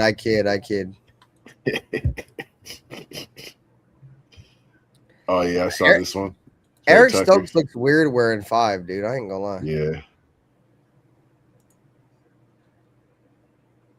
That was a nice one. That chin. Yeah, that's chin. Lulu.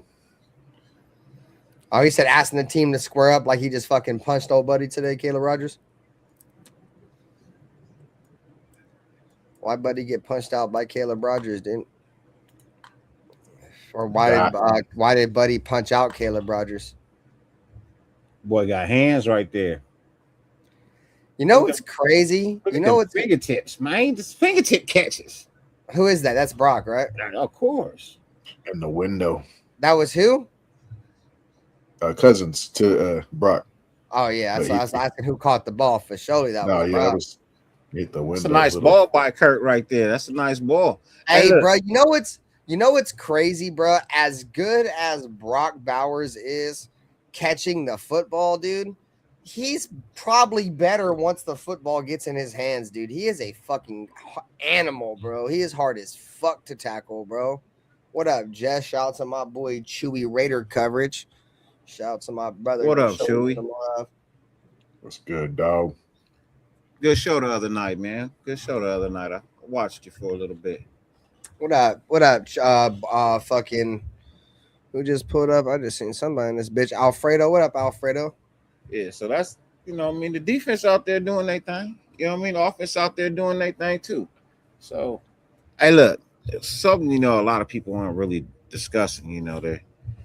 This when it comes to this passing game, and people are forgetting that Ashton Genty is a threat out of the backfield, passing the ball.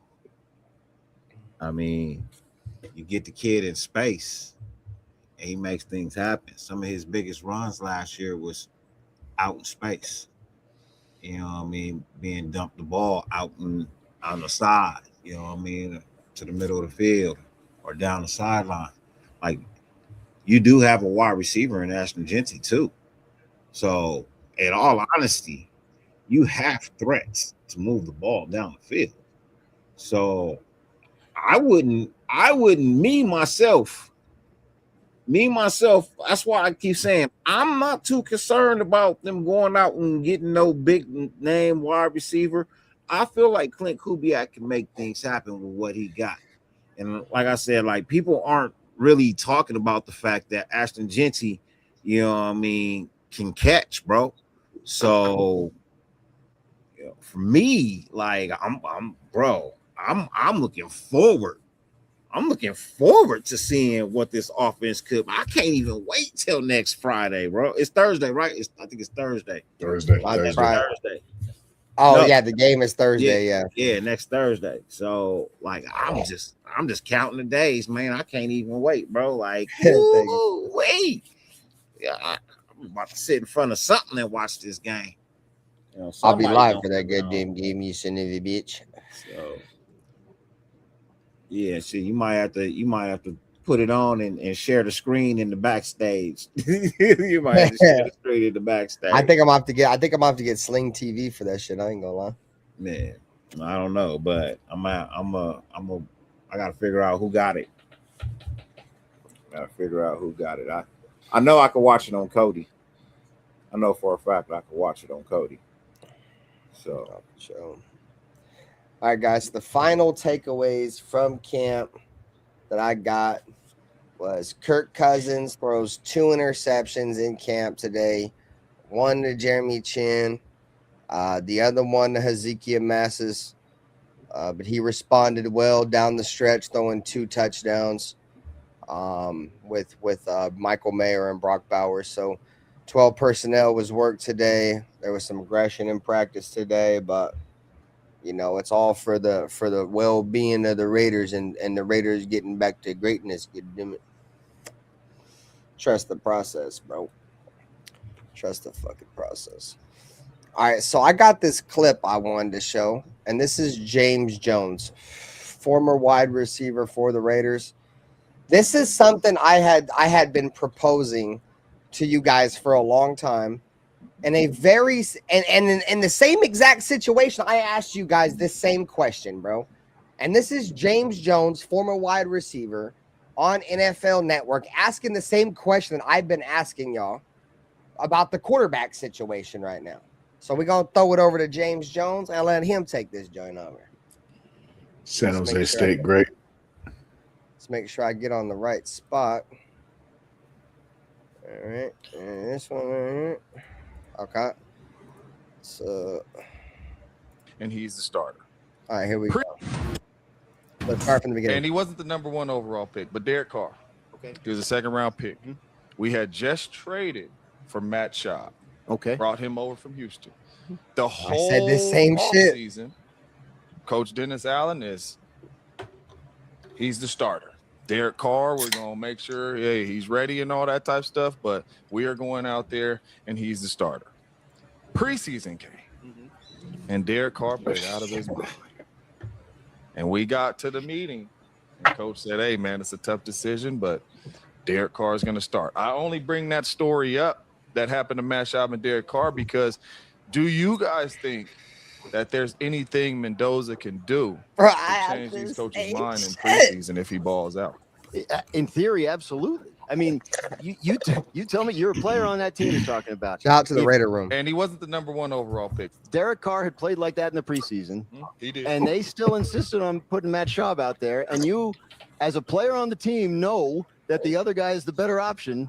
Then that's a rough spot for the coaching staff to be in. The players know, bro. I said that if shit. they're out here for this whole month and Mendoza looks like perceptibly better, yes, he's ready to go. He's given us everything we need, and Kirk who starts, of course. But I don't think they're expecting that, and I don't think it doesn't sound like they've set it up that way. But yeah, I think that absolutely. I mean, we just mentioned Russell Wilson. The Seattle Seahawks, Russell Wilson's rookie year, he's a 3rd round pick. Flynn. They had signed Matt Flynn. Matt Flynn, pretty good money. But Russell just was the guy in camp. That yes, we have seen it I've happen, been and saying you can't rule it out. Derek Carr had played like. So that's what, bro, I have been saying. I've been making that same fucking Derek Carr, Matt Schaub comparison. I said it. And motherfuckers was like, oh, well, Matt Schaub was hurt. Bro, James Jones, Raiders wide receiver that was on that team right now, just said the same fucking shit out of his own motherfucking mouth that we had been saying, goddammit. We've been saying it. At the end of the day, bro, it don't fucking matter how much money Kirk Cousins make. None of that shit matter, bro. If Fernando Mendoza goes in there in training camp, looks better, goes in the preseason, and outplays Kirk Cousins, he deserves to start, period, just like Derek Carr. And it was the same shit, and he hit it on the fucking head. Derek Carr was brought in, let him get comfortable. He obviously not a 1st overall pick, so it's different, right? But same mindset with Fernando. Bring him in, let him get comfortable. We have the veteran in here, and let the veteran take the lumps, and then we'll bring in Carr. But no, dude, Carr went in, and he was just significantly better than Matt Schaub, period. None of that other shit matters. Like Creed said, and nothing else matters. AR said it too. AR was saying it too. Hey, look, I'm gonna give you credit, AR. Bro. What up, brother? AR was saying it with us. He was saying it with us. Right, you surely were talking that shit. I don't expect no difference from my brother. Got it, bro. Surely. How you feeling off of Kasi? Shouts at my mans. And it's funny that they brought up the Russell Wilson, Matt Flynn scenario. It was the same shit. And you know what else is funny? The Raiders also had Matt Flynn. Excuse me, I've been drinking. Matt Flynn was on the Raiders. I don't think he ever got to play. I think he got beat out too. Didn't we have Matt Flynn and Matt Schaub and then Derek, and he beat out both of them? If I'm not mistaken, I think we had Matt Flynn and Matt Schaub. Nah, Flynn was gone by then. Okay. It was right around that same time. We spent a bag on Flynn too. Drop that Flynn got fucking paid for nothing. Everybody who comes to the Raiders get paid. We got that Raider tax, bro. But he just didn't give a shit. Yeah. I just think that's really grab a beer. Hold on. Let's rewind real quick because I had that clip. I just want to, you know what I mean? I heard this, you know what I mean? And I had just want to get it out there for some people who might not have heard it, man. And it just kind of made me feel good. I know it's a little old, but it kind of made me feel good about the DB room. You know what I mean? No, for sure. That's So I got this clip right here. We got some Hezekiah Masses. What was that, Dirty? Go ahead. We got some Hezekiah Masses.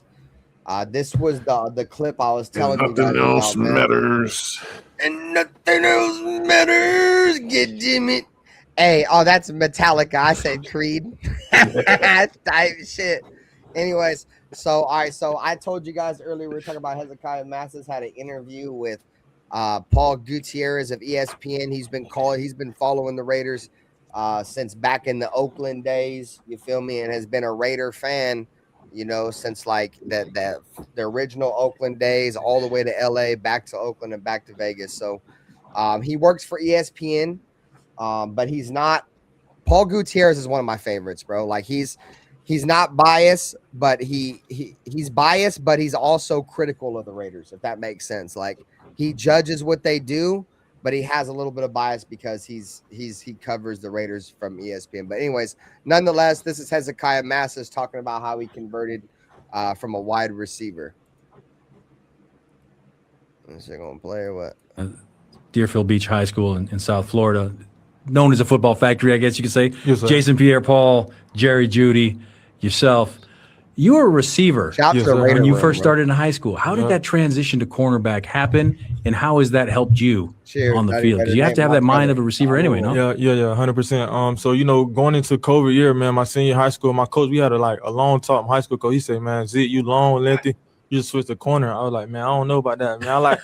I like scoring touchdowns, man. I like the ball in my hands." He's like, "Nah, just trust me." So I trust him, and then ever since that summer, man, I was just playing corner, and I loved it. I just fell in love with it, and then. And it translates over because playing receiver, my instinct's natural. Yeah. So I just love getting the ball in the air. Coming into high school. You hear it right there. He said, I just like to go get the ball when it's in the air.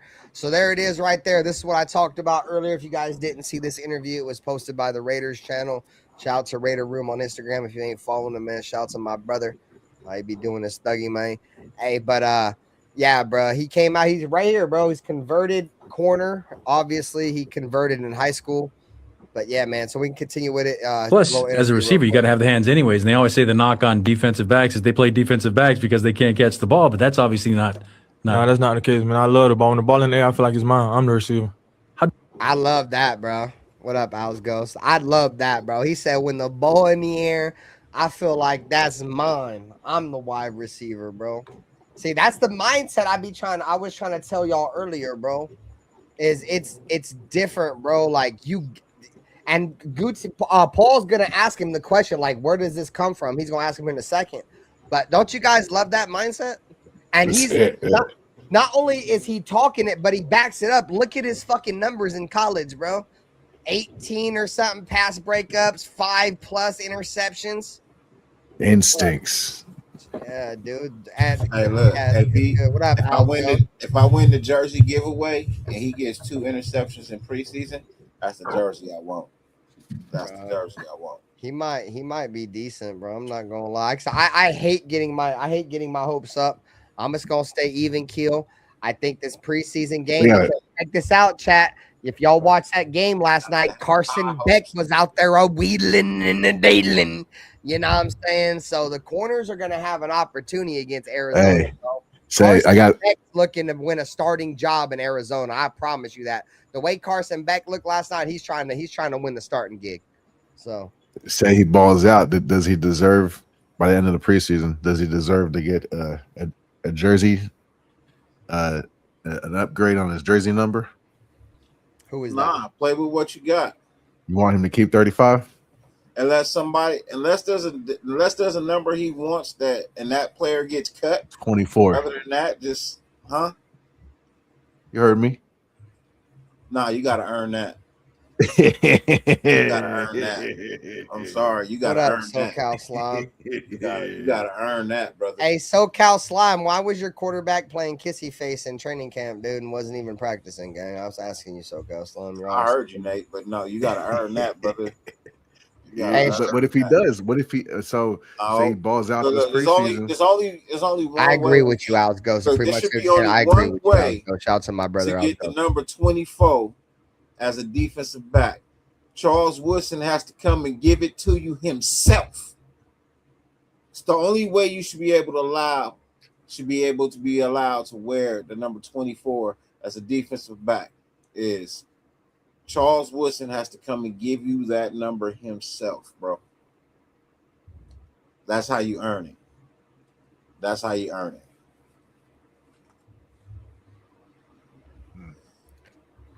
All right. It's open for hey. I feel like Charles Woodson should be the one who decides who gets the 24. Yeah, him and McCoy, depending on whoever balls out the most.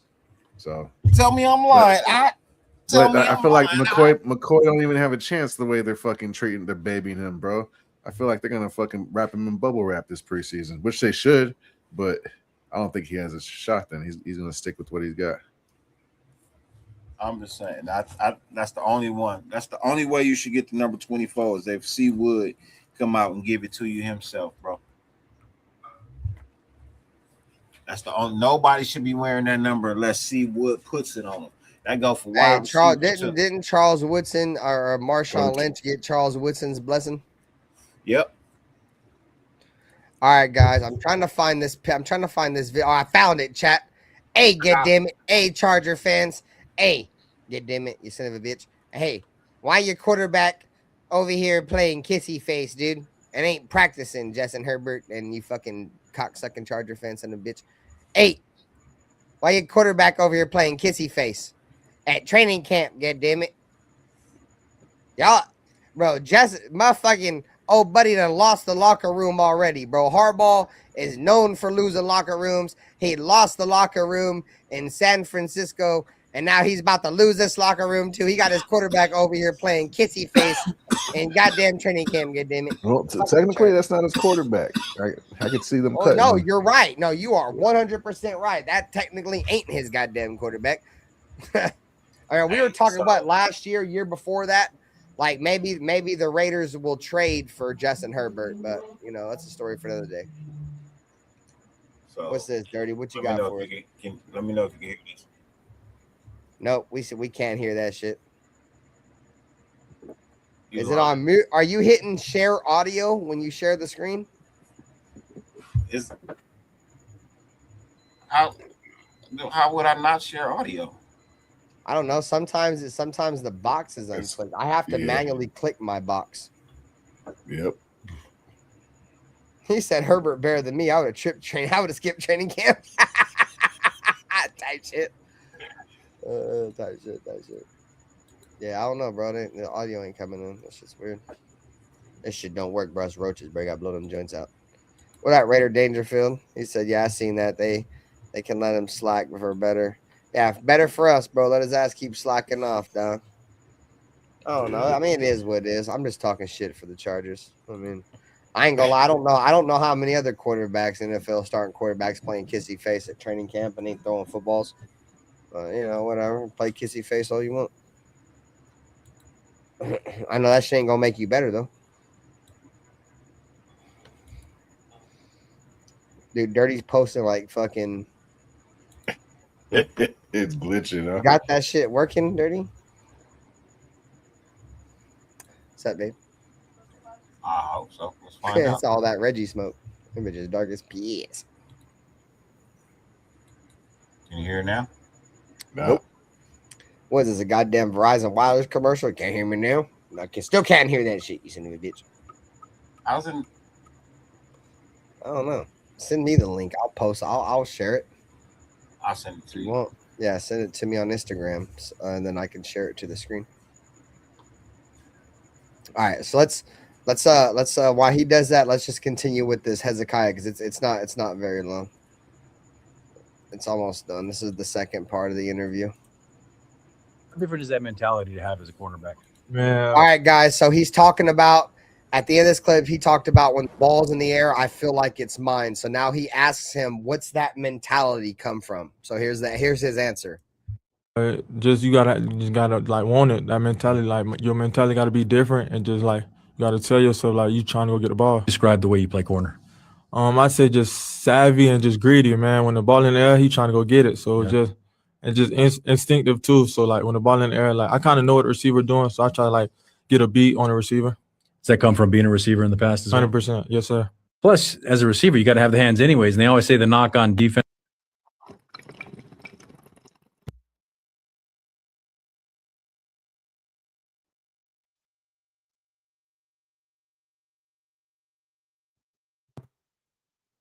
Mic check. Mic check. What happened?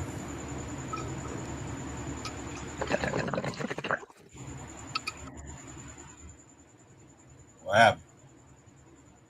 You hear me, Dirty? Yeah. Okay. Oh shit, I was on mute. Hey, I was on mute. My bad, Dirty. Hey, is that your shit you wanted to share in the backstage right there? Dirty? Or did you send it to me on Instagram already? I think I'm working on it. I'm working on it. I don't know. I don't think Dirty can hear us no more, dude.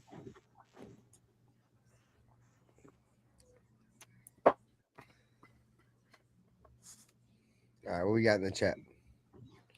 What's cracking? Not gonna lie, I'm not mad when I hear about interceptions in camp from any quarterback. Nah, hell not, because the defense out there playing, bro. Fuck you, man. Yeah, right now's the time. Even for the quarterbacks, just get all that shit out the way, see what works and what doesn't work, and don't fucking do it again. They gotta go out there and hoop, dog. We the people. I mean, defense, bro. Defenders get paid too, chat. You feel me? And if, yeah, does it suck that fucking our quarterback threw a pick? Yeah. But fuck, I mean, at least our dudes are making some motherfucking plays. As long as my quarterback don't throw a pick to the other team, I don't give a fuck if he throws a pick in practice. You know what I'm saying? That means at least he's like Nutty Raider Nate says, go out there and try some shit. You feel me? And shake that shit off in practice so you know what works come game day, goddammit. Like, I know that shit ain't gonna work because I tried that shit in practice and motherfucking train on stupid pick six, my dumb ass. That ain't gonna work. So that's off. You start scratching off plays. All right, coach, hit 74. Fernando Mendoza, 84, Charlie, 67, XYZ, shallow right.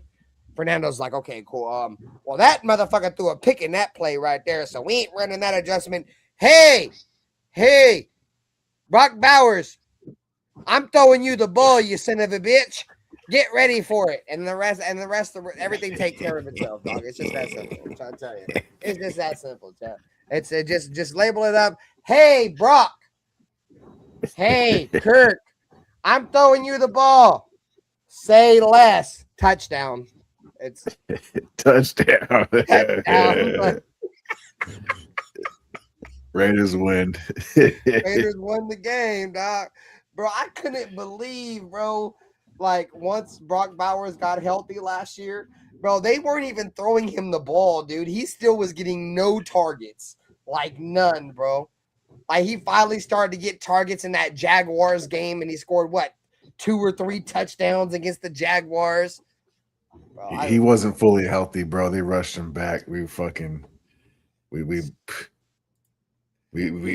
delayed it, too. We left him out there for hella long, and he was already hurt, and bro, Pete Carroll was in denial. Pete Carroll was so bad. Bro, I love Brock Bowers because he be out there balling, but like sometimes I hate it.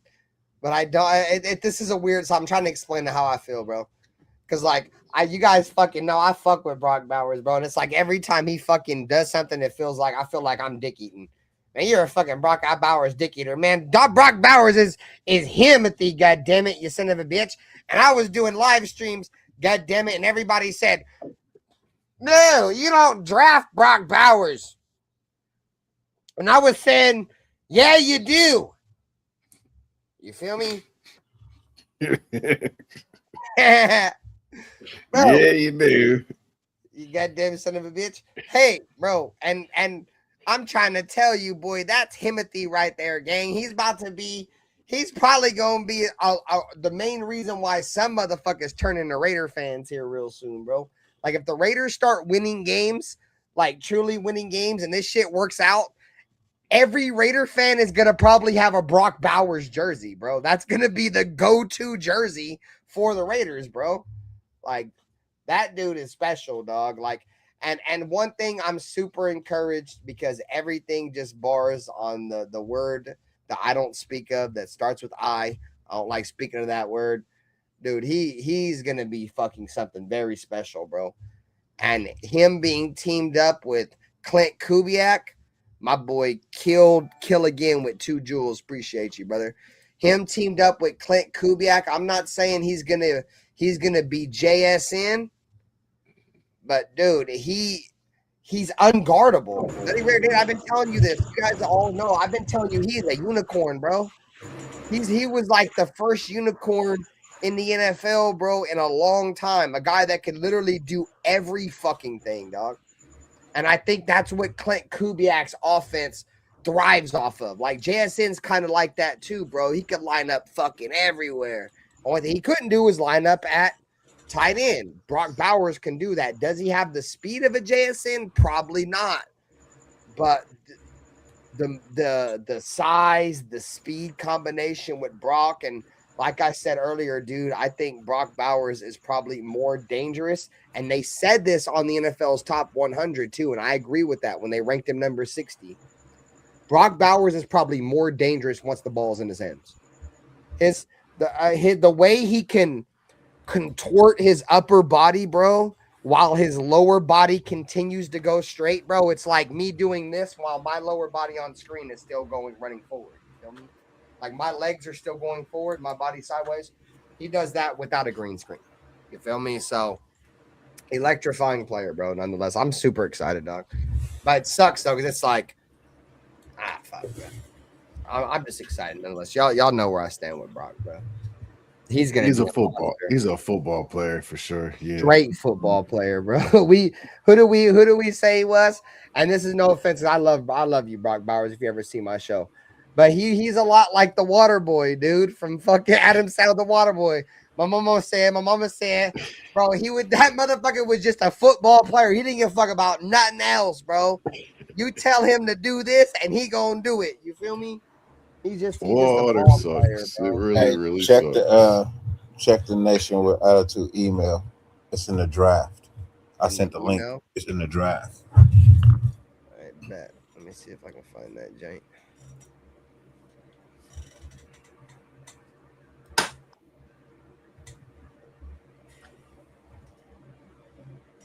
All right.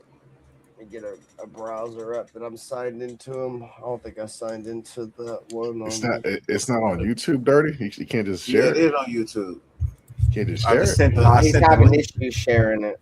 Yeah, I just sent the link for the video timestamp. Remember, he kept sharing it and they kept fucking off to the email. 2412 is the timestamp. No, you're good. I'm just trying to sign in.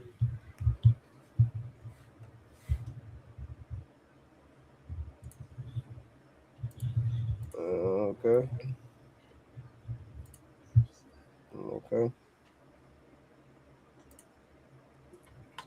I don't know what the fuck just happened. You said it was in drafts? Yeah. All right. You said the timestamp was what? 2412. What up, William M? He said, yo, that's badass. You're sitting at the executive Raider desk. You know what fucking time it is, good damn it, William M, you son of a bitch.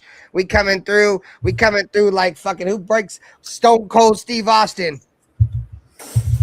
Congratulations to your Knicks. You son of a bitch. All right. I think I may have just fucked the email up, dude. I ain't gonna lie. I don't know what had just happened. I may have just fucked the password up and may have to send you a new one. So just keep your notifications on Dirty Raider Nate and fucking Dirty. I don't know what happened, bro. I tried to access this shit. It said something like that wasn't right, and I guess since I created it on my computer, it just let me fucking sign right into it. So I might have to send you guys a new password. Just keep in mind in case you guys got kicked out. All right. So what was the timestamp? Sorry, Dirty. Sorry, bro. 2412. 2412. I bet. Say less. All right, 24. All right, 2411. You got it right here. Right, here it is. Kirk Morrison. And this is again, Paul Gutierrez again, man. Shout out to Paul. I'm trying to tell y'all, chat. Dirty no ball. You guys want to really learn about the Raiders, bro? And I'm a content creator, and I say this to all content. Get your goddamn football knowledge to actual motherfucking football players and motherfuckers who cover the Raiders. And once again, this is a huge shout out to Paul Gutierrez, bro, because he's been doing this shit for a long time. So this is Paul Gutierrez, man. Value here and versatility. And this is a guy that real sticky around the ball. Like Washington. What did you cover in covering him and seeing things that he may have done? What is it about him that makes him fit with this? You mentioned it right there. He's sticky.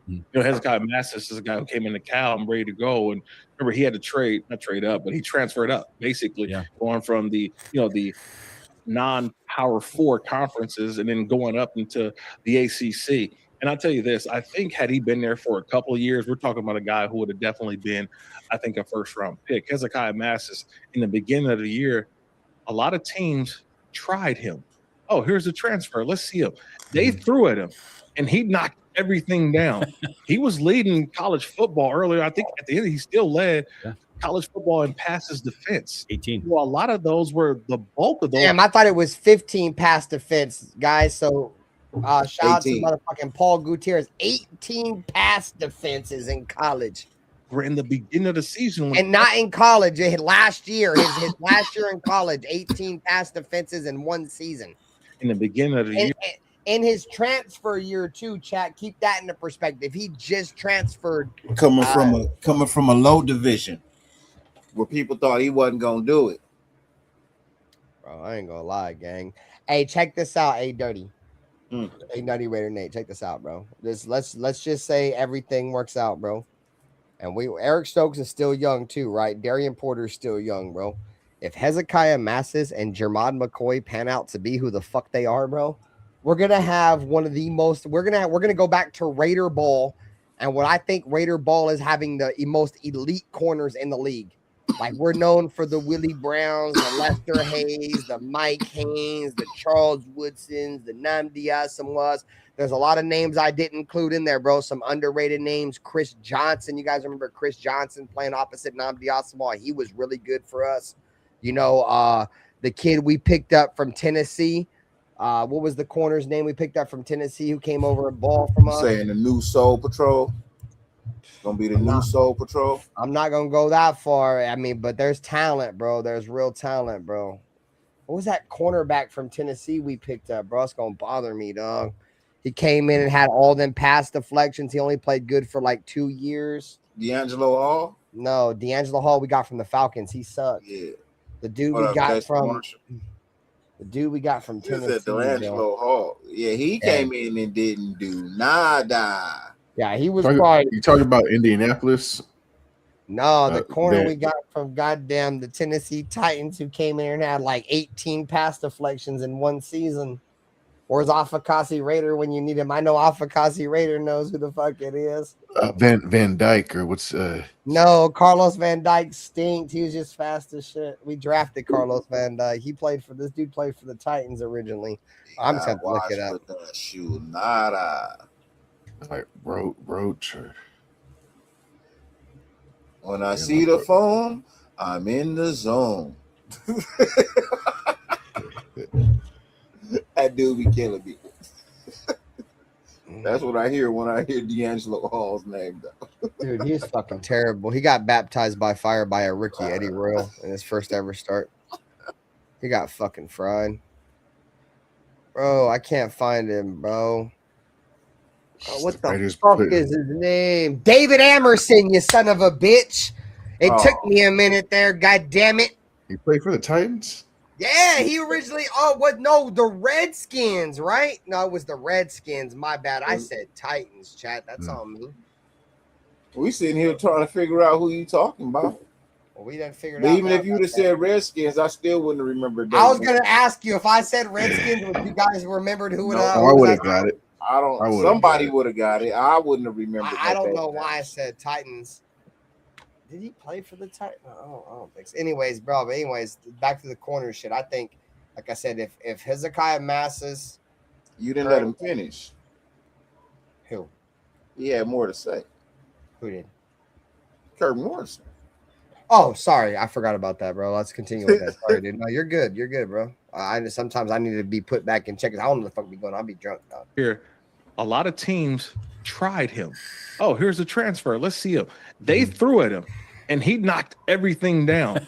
He was leading college football earlier. I think at the end, he still led college football in passes defense. 18. Well, a lot of the bulk of those were in the beginning of the season when everybody was challenging him, and they realized they couldn't complete a pass. So the second half of the year, people went away from him. Teams went away from him.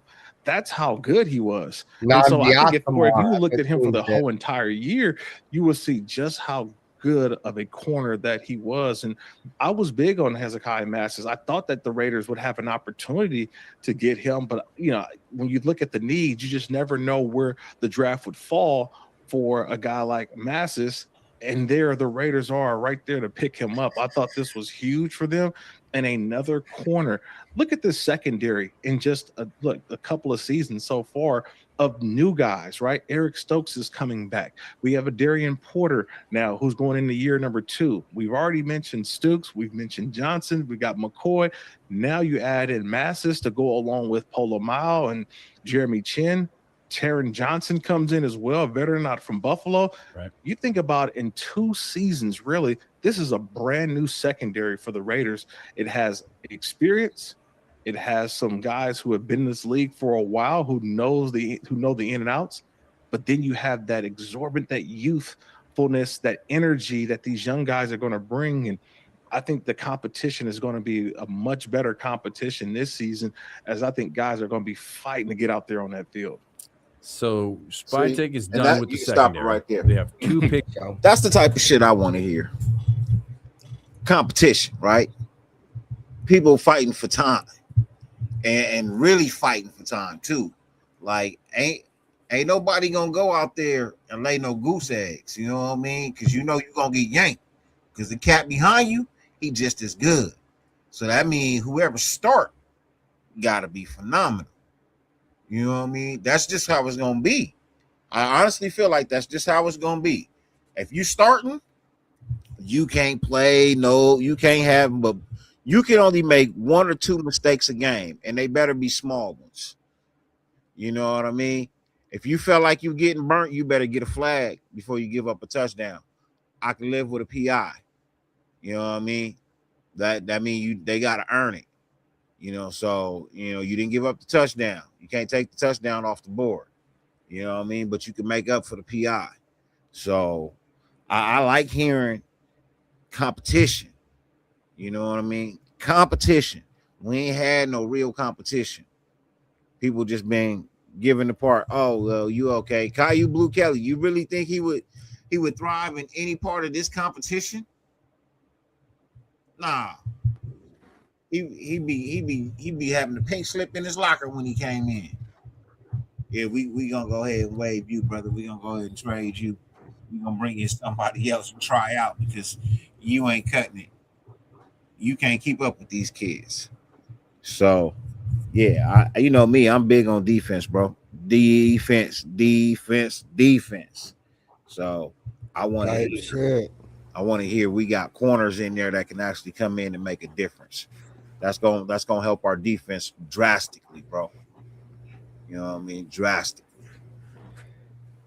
Yeah, like I said, bro, I honestly just think that the Raiders haven't had a turnover based defense in a long time where turnovers were truly preached as a part of the game.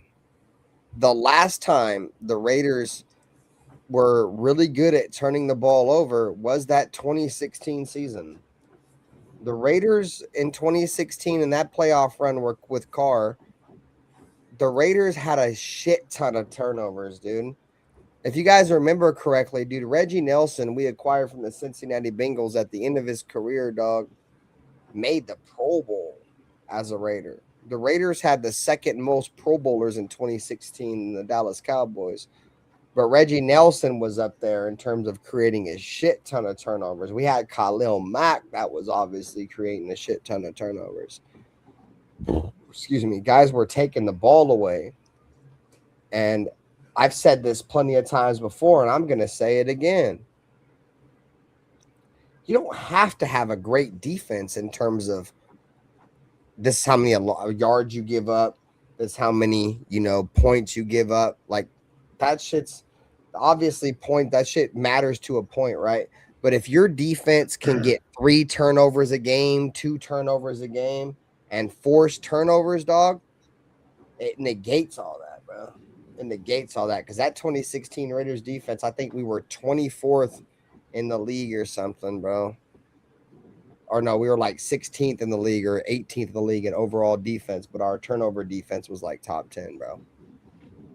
So, I think obviously with all the turnover and the rookies and the new defensive coordinator, we're going to give up yards. We're going to give up points this year. I expect that.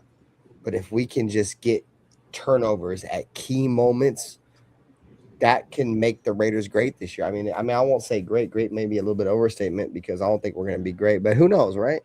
But that might be that might be what takes us over the hump. Like, I don't expect much from the Raiders this year, but if the Raiders offense can be what I think a lot of the Raiders offense is going to be this year, we're going to be productive. We're going to score points. And if the defense can just get a key turnover at a key moment, that might be the difference maker, Chad. I'm not going to lie to you. And the Raiders have brought in those guys. So if we have 2 1,000-yard rushers, it's a wrap. That part, bro. And bro, you know what's crazy, Nate? Is I really think with the 2 1,000-yard rusher shit, it's really going to come down to the offensive line. I think the play calling is there. I think the potential in the running back room is there. It's just going to be, can the offensive line, move some people? You feel me? And that's really what it's going to come down to. It's Mr. Nasty time. Caleb Rogers and JPJ going at it right now. So, I mean, I think a lot of us would expect JPJ to come out victorious in this training camp matchup. No, I mean, I don't break none of right. So let me just tell you this, and I've said this before. I don't really know too much about Caleb Rogers or old buddy Charles Grant. Do you really think that you know more about offensive linemen than I do? You really think that Caleb Rogers is going to give JPJ a run for his money? Because they're trying it. I don't see it. I think they're trying it. I don't know offensive line, but me neither. Maybe this precaution to get Caleb Rogers some run with the ones just in case JPJ does go down, or maybe JPJ is dealing with the current injury. That could also be a thing. They're trying to limit his reps, something like that. So who knows? Right now it's all speculation. But to me, JPJ's he's the man. No way Caleb Rogers is taking his job, other than him fucking up. Whatever. Motherfucking Jason Marshall's like Ben's beard's taller than his legs. Don't worry about my legs. I skip leg days, bitch. Step judging my legs, get damn it. Hey, y'all been talking shit about my legs all night. Go fuck yourself. Son of a bitch.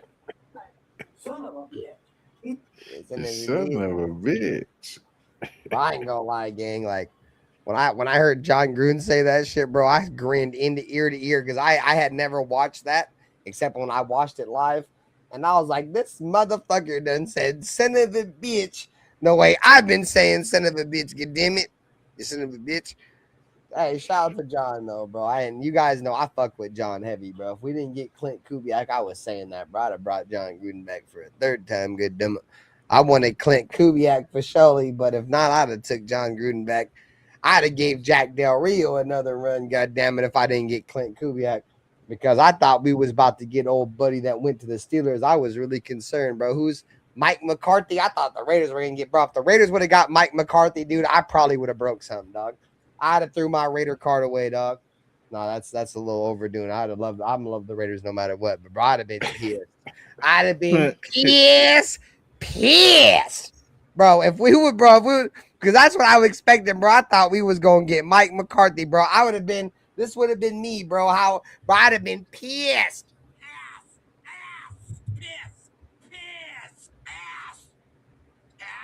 Piss in the ass. Piss coming from my ass. Piss out my ass. Piss out my ass. Yeah, bro, it'd have been all kind of piss. I was expecting, or old buddy, what was that bum ass offensive coordinator from the the Chiefs that went to the Bears as their head coach, and he was ass, and he just went somewhere else. Forget his name. He's a fucking bum ass coach too. Fuck him. Forget his name though, son of a bitch. Y'all remember? It was he was like the offensive coordinator under Andy Reid in Kansas City, and then he went to the Bears and he was their head coach, and he sucked. And then now he was like a offensive assistant or some shit. Not Bellamy. No, not Bieniemy. No, not Bieniemy. Some of you guys probably know who I'm talking about.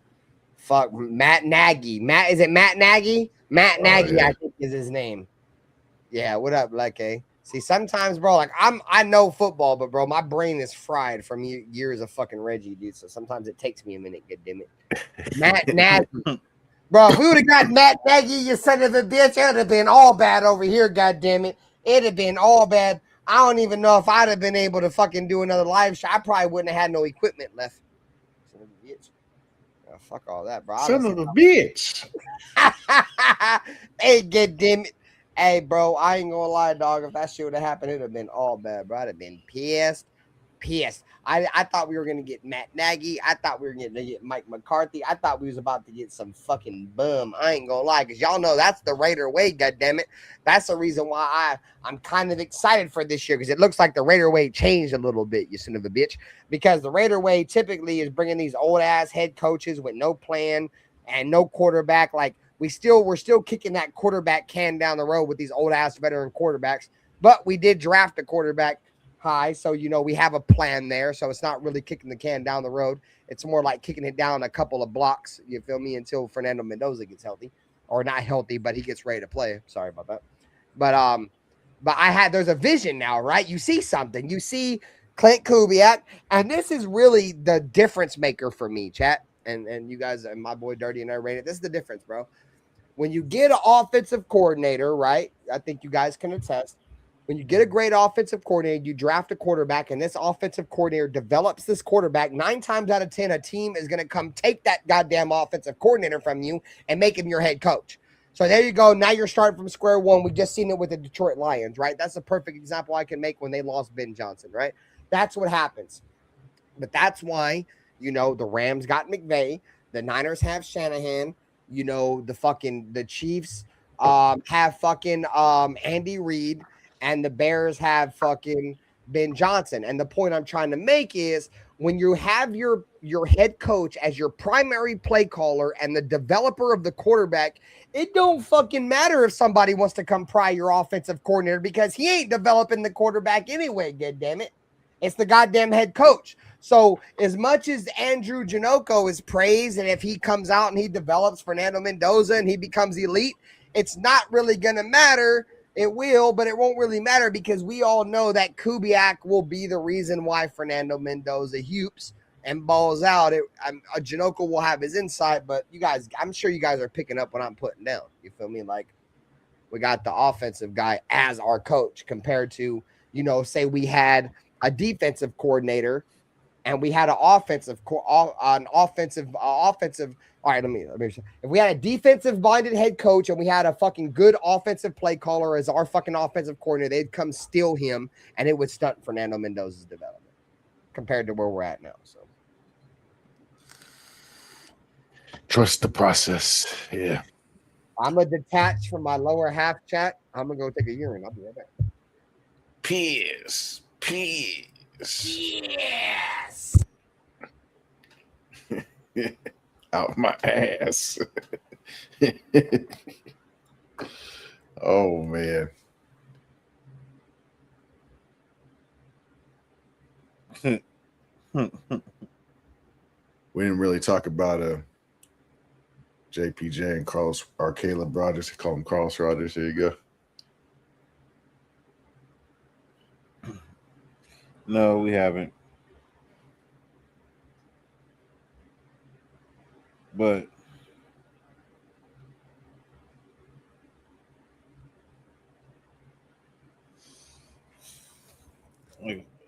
no, we did talk about Caleb Rogers. Did we? Yeah, we did. We did talk about the fight or the chaos. I'll call it chaos. I won't call it a fight. I'll call it the chaos. You know what I mean? Well, Caleb Rogers got in a fight with La Lulu. I was talking about competition with JPJ and Caleb Rogers. But yeah, we did, because he was taking reps from him, but I felt like it's a precaution because they're trying to get him acclimated with the ones. Hey, shout out to the super chat, bro. We got a super chat, gang. Hey, shout out to Raider Rich. Let's get your notification in real quick. Shout out to my brother. He got a comment here. My man's. Smoke weed every day.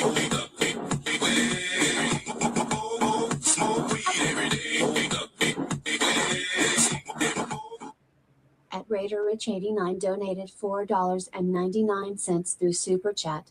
This training camp is well organized. We have great coordinators. You can see the coaches coaching the players. Hey, Raider Rich, bro. Shout out to you with the super chat, my brother. Always a pleasure to see you in the chat, my boy. And I agree with this 100% wholeheartedly, dog. This training camp has been well organized, great coordinators, and you see the coaches coaching the players, and no drama, Raider Rich. I'm loving it, gang. That's really my main thing with the Raiders this offseason is obviously we have the Maxx Crosby debacle, right? And that whole shit fell through, but that was instantly, as much as Maxx Crosby said it was water under the bridge, because he said the Flock Nation shit, I didn't really, it is what it is. I'm not getting into that. But everything pretty much has been water under the bridge. The entire NFL has forgotten about it. No drama. It's been straight business all through training camp. I agree with you, bro, 100%. And I think that's really the key for the Raiders getting back to greatness, bro. We got to get that fucking storm cloud that's been following us, dude. A lot of it has to do with drama and off-season bullshit, bro. And we've pretty much for the off-season this year, guys, have kept our nose clean, bro. So shout out to Raider Rich, bro. Appreciate you, brother. Much love. Anyway, sorry. I didn't mean to cut you guys off, man. No, all good. All good. We was just saying, nobody cuts me off. Yeah, but damn it, you better raise your hand, you son of a bitch. If you ever think you're gonna speak out loud, you damn it. But no, I mean, do you think Caleb Rogers do you think there's a world where Caleb Rogers is better than JPJ? That's what I'm saying. Nah, yeah, I think it's a possibility because JPJ can't even fucking stay healthy, and your best ability is availability. So if he can't fucking stay healthy, then yeah, I think he can be better for sure. Precaution. That's it. I mean, I understand. That's the only way though to answer. Hey, look, question, that's why I asked the question. I wanted opinions. No, right. So there is a world where, you know what I mean, Caleb Rogers is better than JPJ, but is he better than a 100% healthy JPJ? No fucking way. No fucking way. Yeah, I mean JPJ's touted as from a lot of NFL scouts, bro, as a lot of people thought he'd be like a fucking Pro Bowl center when he came in the league, bro. And you know, Adam Butler came out last year. If you guys remember last year's training camp, and Adam Butler came out and was like, I see JPJ being like a Pro Bowl guard. Like he called it before everybody else. Obviously, for whatever reason, JPJ went in the shithole last year. But no, I think JPJ can be really fucking good because he's got the mindset of a fucking lineman. And Nutty Raider Nate can attest this, bro. He's just built like a fucking offensive lineman. He plays to the fucking whistle, bro. And those are what elite linemen do. They're going to fucking bully you until it's over, bro. It don't matter if you end up on the floor, they end up on the floor, or if you end up on the floor and your teammate ends up on the floor, dude. It ain't over until that fucking whistle blows. And that's how he plays. So it's hard to trade. He's got the Maxx Crosby motor. And I think that's the reason why him and Maxx Crosby were so buddy, you know, early on was because I think JPJ has that mindset. He's got the work ethic. It's just his issue is he's got to stay healthy. I feel like JPJ is just a smidget immature, bro. I think that's his issue too. I think he's just a little bit immature mentally, bro. I think he just needs to lock in and maybe just grow up a little bit because I can see it, bro. You can see it. He's a little mature, and that's fine. He's a kid still, bro. But you have to understand, bro, in the NFL, this shit is a business, bro. And if you give off those childish vibes, regardless of how good you are, they're gonna think you're probably not ready, bro. And it's been shown when he is ready, he's all right. But if he gets popped, you know, questions arise. So the fact that Oregon contained him for 4 years, damn near, and there's like no issues, fucking pisses me off that the Raiders don't have the personnel to. Yeah, but it's the NFL compared to college, Nutty Raider Nate. It's so much different. Like, you know, Nutty Raider Nate, like, if a motherfucker knows you can't stay healthy, bro, they gonna target you, bro. I'm sure, you know, JPJ gets smashed a lot in them trenches. They're like, oh, this lineman, like, he's a beast and shit. Like, he's gonna smack us, but we're about to double team him. I'm gonna hit him with the defensive tackle, and the end's gonna come over here and just hit him because we know he's probably gonna get hurt. That's because he got the target on his back. At least that's the thing with JPJ. I feel like he's just got a target on his back. Like, they're just gonna go smack him, and he's about to be about that thing. That's what sucks, bro. I like JPJ. I really do, bro. But I really think, my honest opinion, if I had to say the number one reason why he's not playing as much, I think he's immature. I really do. And I don't know if his podcast is still up, but if it is, Go back and watch The Rush with Maxx Crosby, and he had JPJ on there, and JPJ made some joke towards CTE and concussions. And Maxx Crosby was like, "Oh no, we don't mean none of that shit." But I get where we all get from, right? Where he's coming from. Like, but we're in a world now where you can't say shit like that, bro. That's a sign of immaturity, unfortunately, bro. Like, it's fucked up that we consider that a sign of immaturity because people shouldn't take offense to a player want to play football because he's just talking about football. If I get CT, it is what it is, bro. That's part of football game. We're here to hit people. So I get where he was coming from.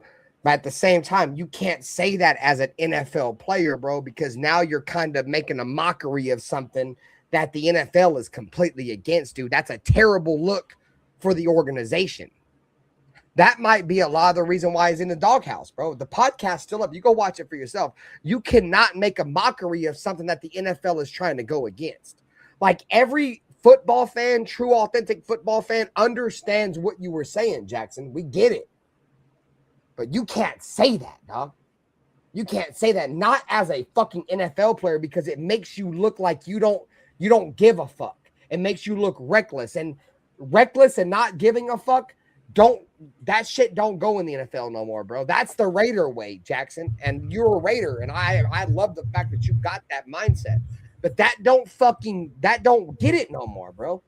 Like, unfortunately, that just don't get it anymore, bro. Like, you gotta understand that the NFL is trying to stop, people from getting concussions and shit, and it's just a whole weird predicament, dog.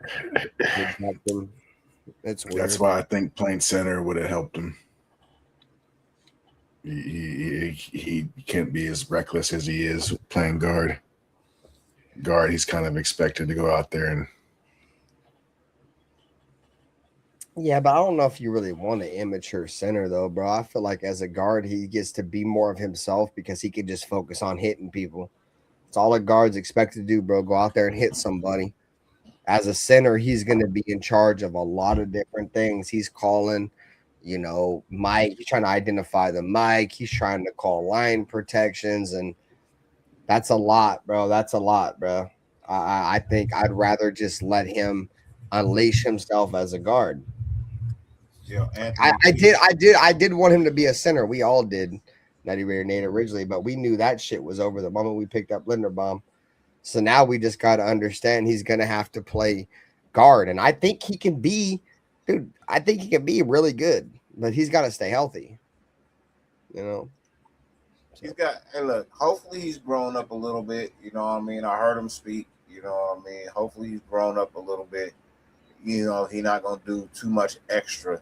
That really he's getting hurt because he's doing extra after the play, bro. Extra. You know what I mean? Like throwing himself over piles. You know what I mean? Trying to get that extra hit. Like, bro, the whistle was blown. Chill out. The play is over. Relax. You know what I mean? Your alignment. You got a whole lot of fighting to go on throughout the game. So, for me, hopefully he's matured enough to know he can't be doing that extra shit. Hey, look, I get it. You got to show fight. You got to show grit. At the same time, you got to be smart. Everybody seems to get hurt for the Raiders doing extra shit. Celebrations, late hits. You know what I mean? Stupid shit. So just cut out the nonsense. And that's for Anthony P. Look, I hear you. Everybody's on the Vita Vea train. I get it. Look, I'm not for it. I'm not against it. If I wake up in the morning and we got Vita Vea, I'll be like, hey, cool, great, wonderful. But in all honesty, I feel like the Raiders are going in a direction as to where they want to see what they got in the defensive front that they got now. Yeah, me too. Yeah, I agree. Because in all honesty, from what I'm understanding, the defensive front is doing quite well. You know what I mean? They're doing quite well right now. So they're looking good. And they cost less than the Vita Vea. So, they want to see they're going to go with what they got for right now. If it don't pan out, if it don't look right in the preseason, then they'll venture back into exploring. How much money? How much money are we sitting on? We have enough to pay him because the Bucks are going to eat part of the contract. You know what I mean? They got to at least meet us halfway. You know what I mean? So he's owed 18. The Raiders got about $14 million currently in cap space. He's owed 18. If they give him 9, we can give him 9. But see, at the same time, we could pay him $9 million up front, and it won't go on the cap. You know what I mean?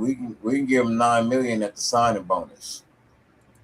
You know what I mean? And that don't go against the cap. We still got 14. Neither does the guaranteed money, right?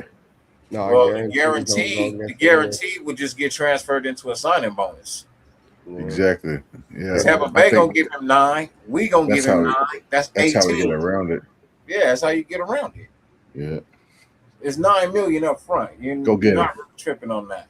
Go get it. I like Benito Jones. He has 1 season left anyway, so you getting a season out of Vita Vea for $9 million, and then you know what I mean. You got first dibs at contract with him on a renegotiation for it. Bro, we gotta understand where we're at right now, bro.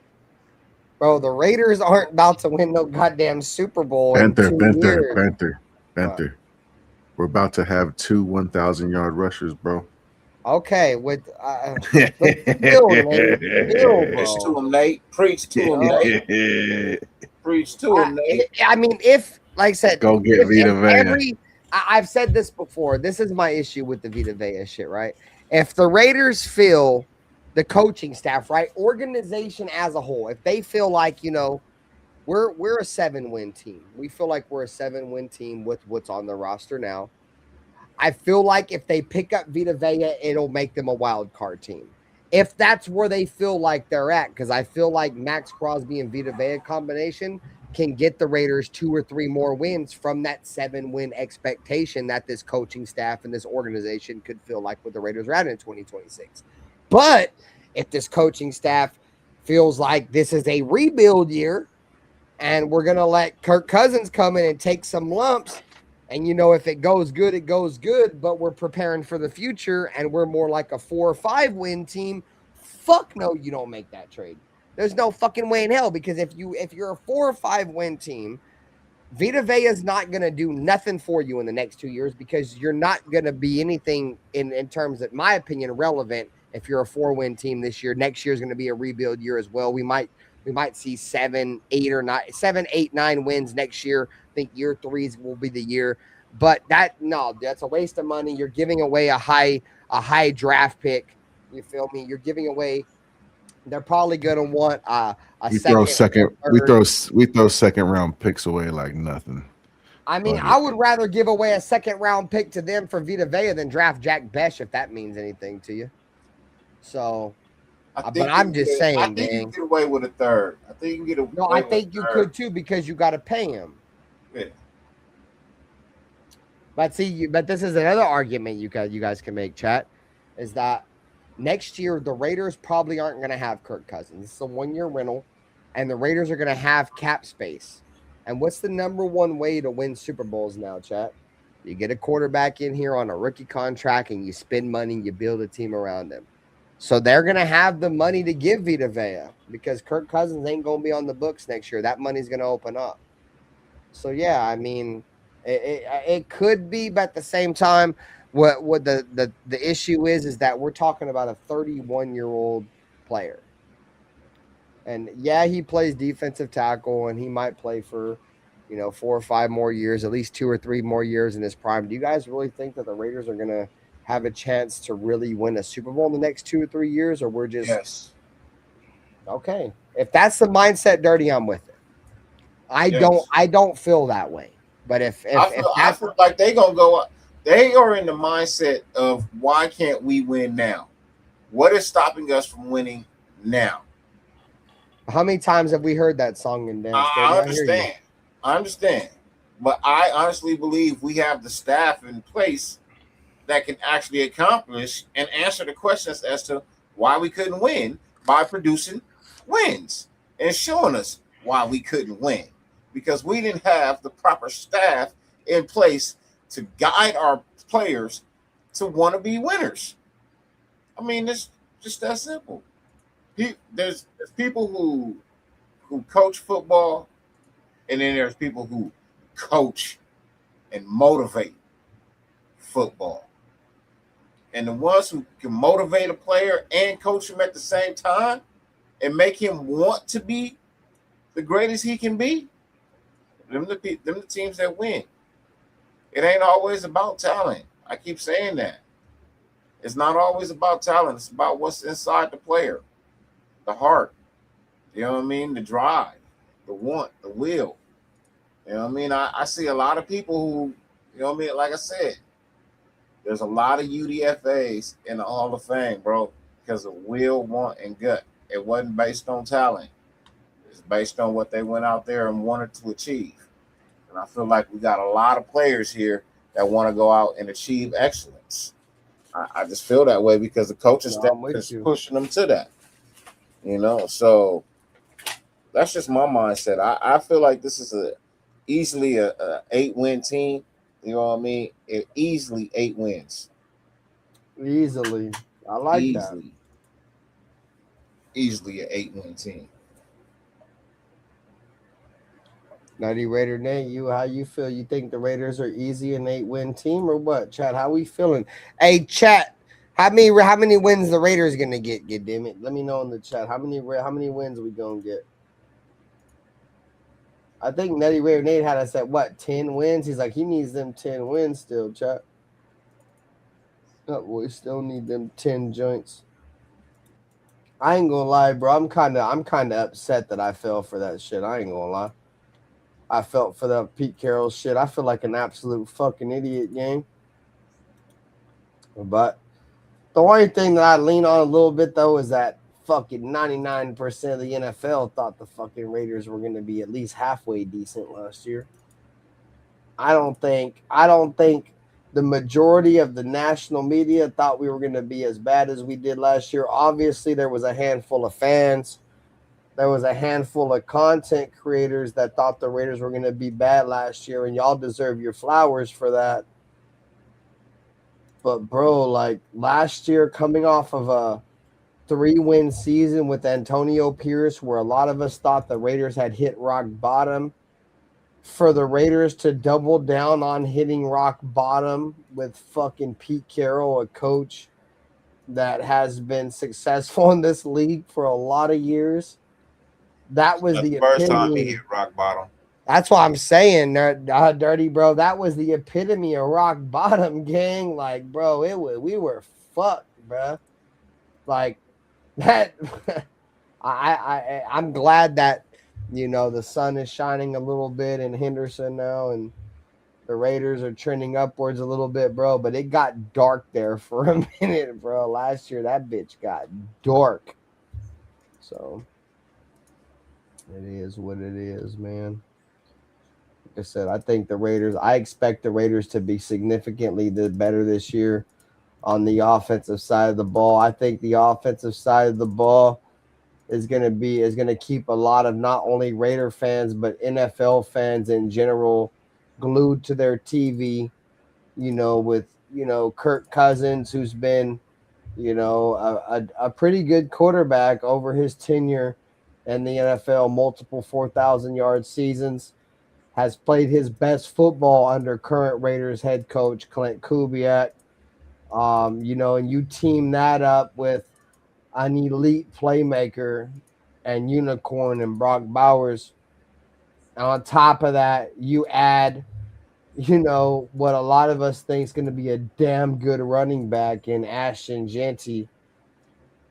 If the offensive line can protect and move some people in the run game, and Clint Kubiak can continue to do what Clint Kubiak does, the Raiders can be special.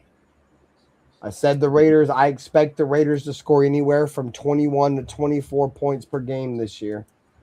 And when you score 21 to 24 points per game this year, you're expected to win a lot of football games. My issue is I think the Raiders are going to have a really bad defense. Like, we're going to be really fucking bad. I hope I'm wrong, but you know, we talk about history of the league, first time defensive coordinator, a guy that's never done it before, and Rob Leonard, multiple new acquisitions all across the defense, new defensive back coaches, everything's new, bro. I think Maxx Crosby, if he stays healthy, he might be able to make enough plays to keep the Raiders relevant and maybe give us a chance to be a wild card team, regardless of how bad the defense is. But I think the Raiders are going to score 24 points per game, but we're going to give up 24.1, and we're going to lose a lot of games.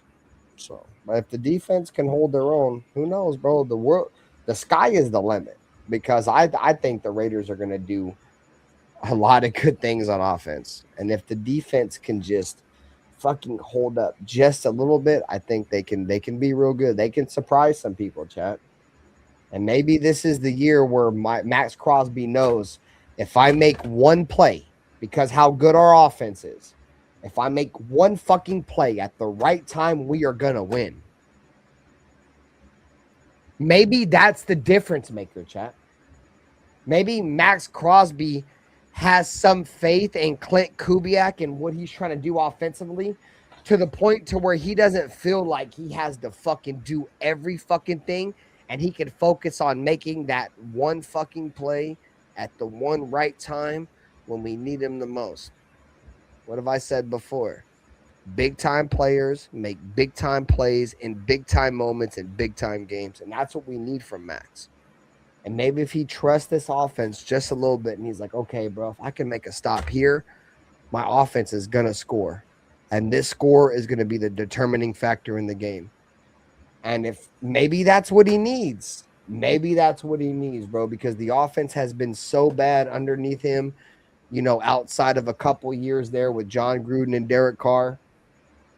Maybe if he just trusts the offense a little bit more, it'll save him. I don't know. But nonetheless, I'm excited for the Raiders. So, you guys got anything else for you guys want to get out of here? Shit, we've been here for what, like fucking 2.5 hours? I'm about to go fucking lay down. I got to go to work tomorrow. Already. Good show, though, guys. Good work. Yep. Good work. Another one. Black Saturday makes its return tomorrow night. It's going to be a late night show. Black Saturday comes back tomorrow. It's going to be on my backup channel, chat. So make sure you guys are subscribed to the Black Saturday channel. I'm going to try to run it from 10 till 1. I get off at 10, 9:45-ish. I should be home and showered up around 10. We're running the jukebox until 1 in the morning. That's the goal. So, you know, Black Saturday has made its epic return, bro. I don't do off-season Black Saturday. You know, but Black Saturday, you know, we got the Cardinals this week. Every team in the NFL has a game this week. So everybody's welcome to the show. What up, Wild Turkey? Said you look like you're 7 foot tall with 3 foot legs. Hey, shout out to you guys though, man. Dirty Nutty Raider Nate, you guys got any shows or anything lined up this week? Yeah, check me out.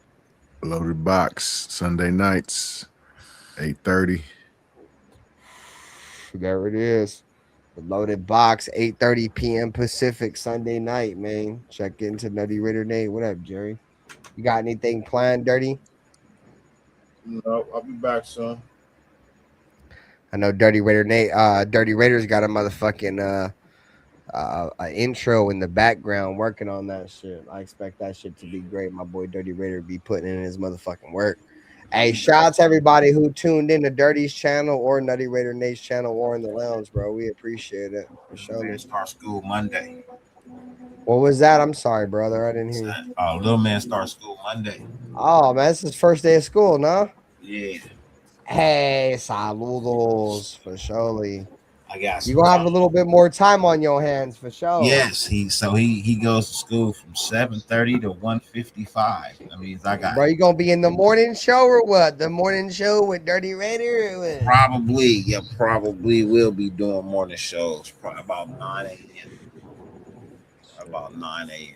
If I'm not at work or if I'm off, I'm definitely gonna be over there with you, bro. Shout out to Lil Man though for first day of school, bro. It's like what was that movie by Adam Sandler? Which one was it? First day of school, I got my boots tied tight. I hope I don't get in a fight.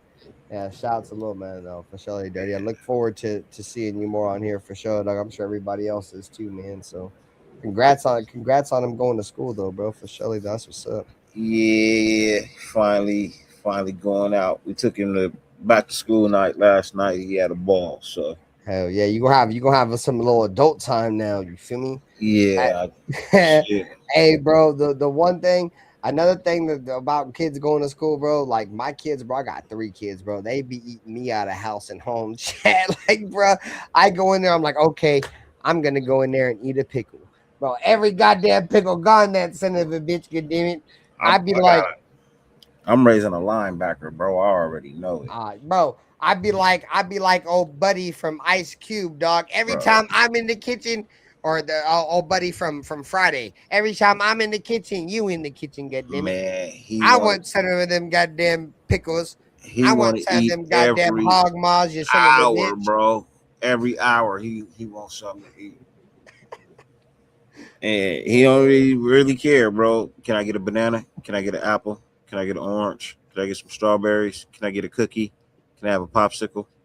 Can I have some ice cream? Can I have dino nuggets? See, I was like that too growing up. I remember always being hungry, but my kids ain't like that. It's weird. Yeah. Bro, my kids, I swear, dog, my kids be acting like they be starving, dude. They go to school and eat, and then they come home and just still eat every goddamn thing. Like, goddamn it, I ain't even ate lunch yet, you son of a bitch. You done had breakfast and lunch already, goddamn it. Can I get a Lunchable? Like, bro, man. Yeah. Kids are start getting still. Yeah, I get it, but like I said, I can already see, bro, this dude going. He gonna play defense. I can already tell you right now, when football come around, he gonna play deep. He ain't gonna want to play offense. He ain't gonna want to play no offense. He gonna want to play defense only, because he's violent, bro. He's violent. So outside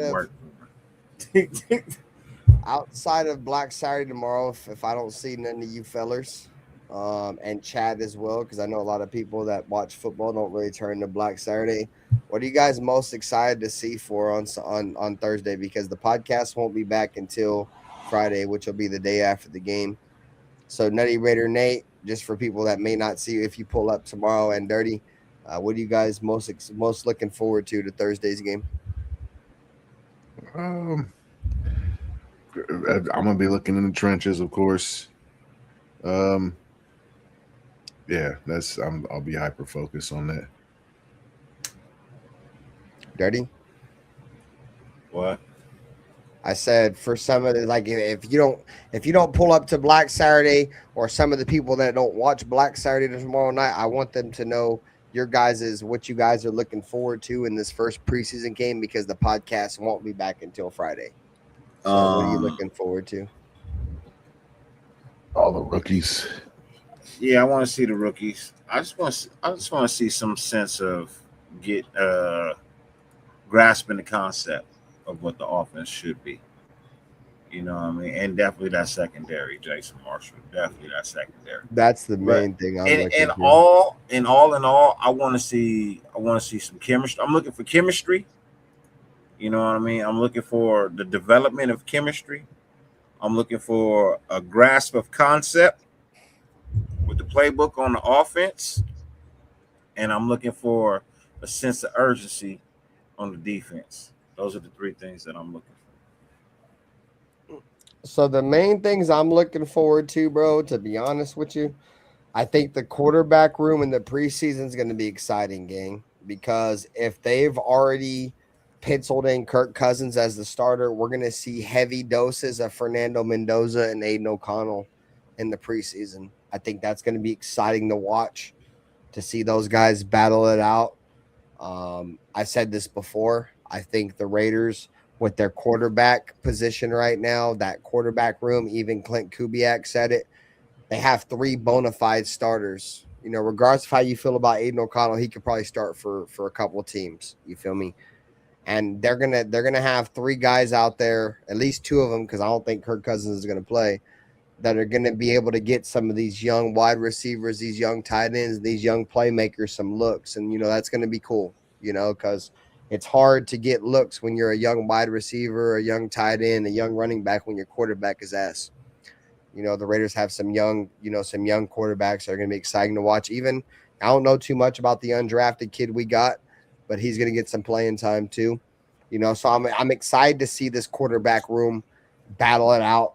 And, James Jones said it will Fernando Mendoza have a, Derek Carr type preseason to where he just lights it the fuck up and it doesn't matter what Kirk Cousins does.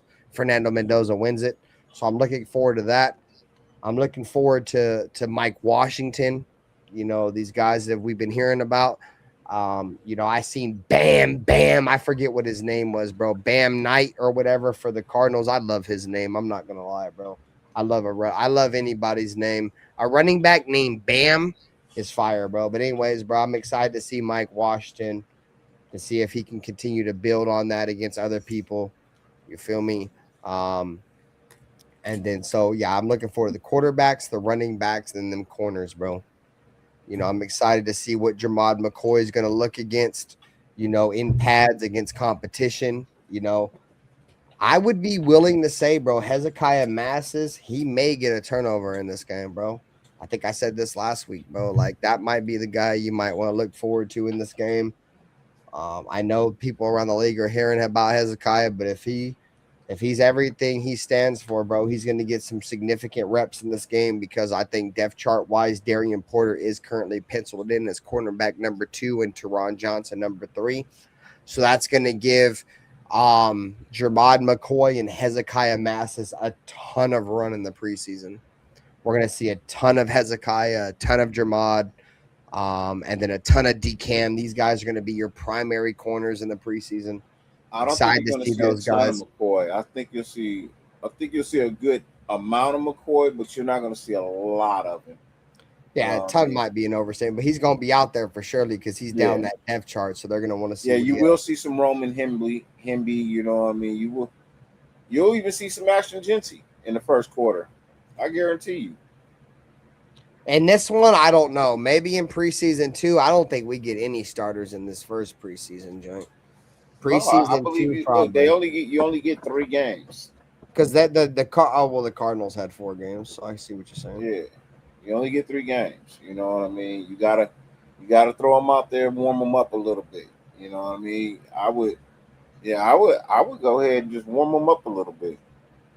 I'm gonna play you the first one, and I probably won't play you the second one, but I'll play you the third one a little bit just so we can get rolling into the season, which is in 2 weeks. And yeah, like I'm just saying, what up, a little bit of Raider? something. I wouldn't even be surprised if you saw Kirk Cousins do a series. And no, Jerry, Maxx Crosby got snatched up by the collar of his jersey by Kirk Cousins. I don't know if he got his ass beat. He didn't get his ass beat, but Kirk Cousins definitely snatched his ass up by the collar of his jersey for sure. And was getting ready to swing on him. That was the report. But yeah, all right, guys. Love you guys, man. I'll be live for Black Saturday tomorrow night. We'll do some jukebox shit. We'll just do some random ass shit. You guys know how Black Saturday is, bro. It's life. It's, getting ready for games, music, and just overall fuckery, man. So love y'all boys. Nutty Raider, Nate, Dirty. Appreciate y'all boys. And shout out to my brother, man, who got out. God damn it. Shout out to my brother. Love you, dog. I know sometimes he be tuning into my show. Love you, bro. I'm glad you're out. You feel me? Can't hold a real one down for surely, man. So shout out to everybody, man. Love you guys. I'll be back. 50 billion things on the face of the planet you could be doing. The fact that you allowed us to grace your screen for any amount of time is greatly appreciated, more than we can verbally express. With that being said, I'm a Raider. My boy Dirty, man. Love you, bro. Love you, chat. You guys take it easy, man. We'll see you guys again tomorrow night, bro. We'll be in this bitch. Until next time, you guys know what time it is. Raider!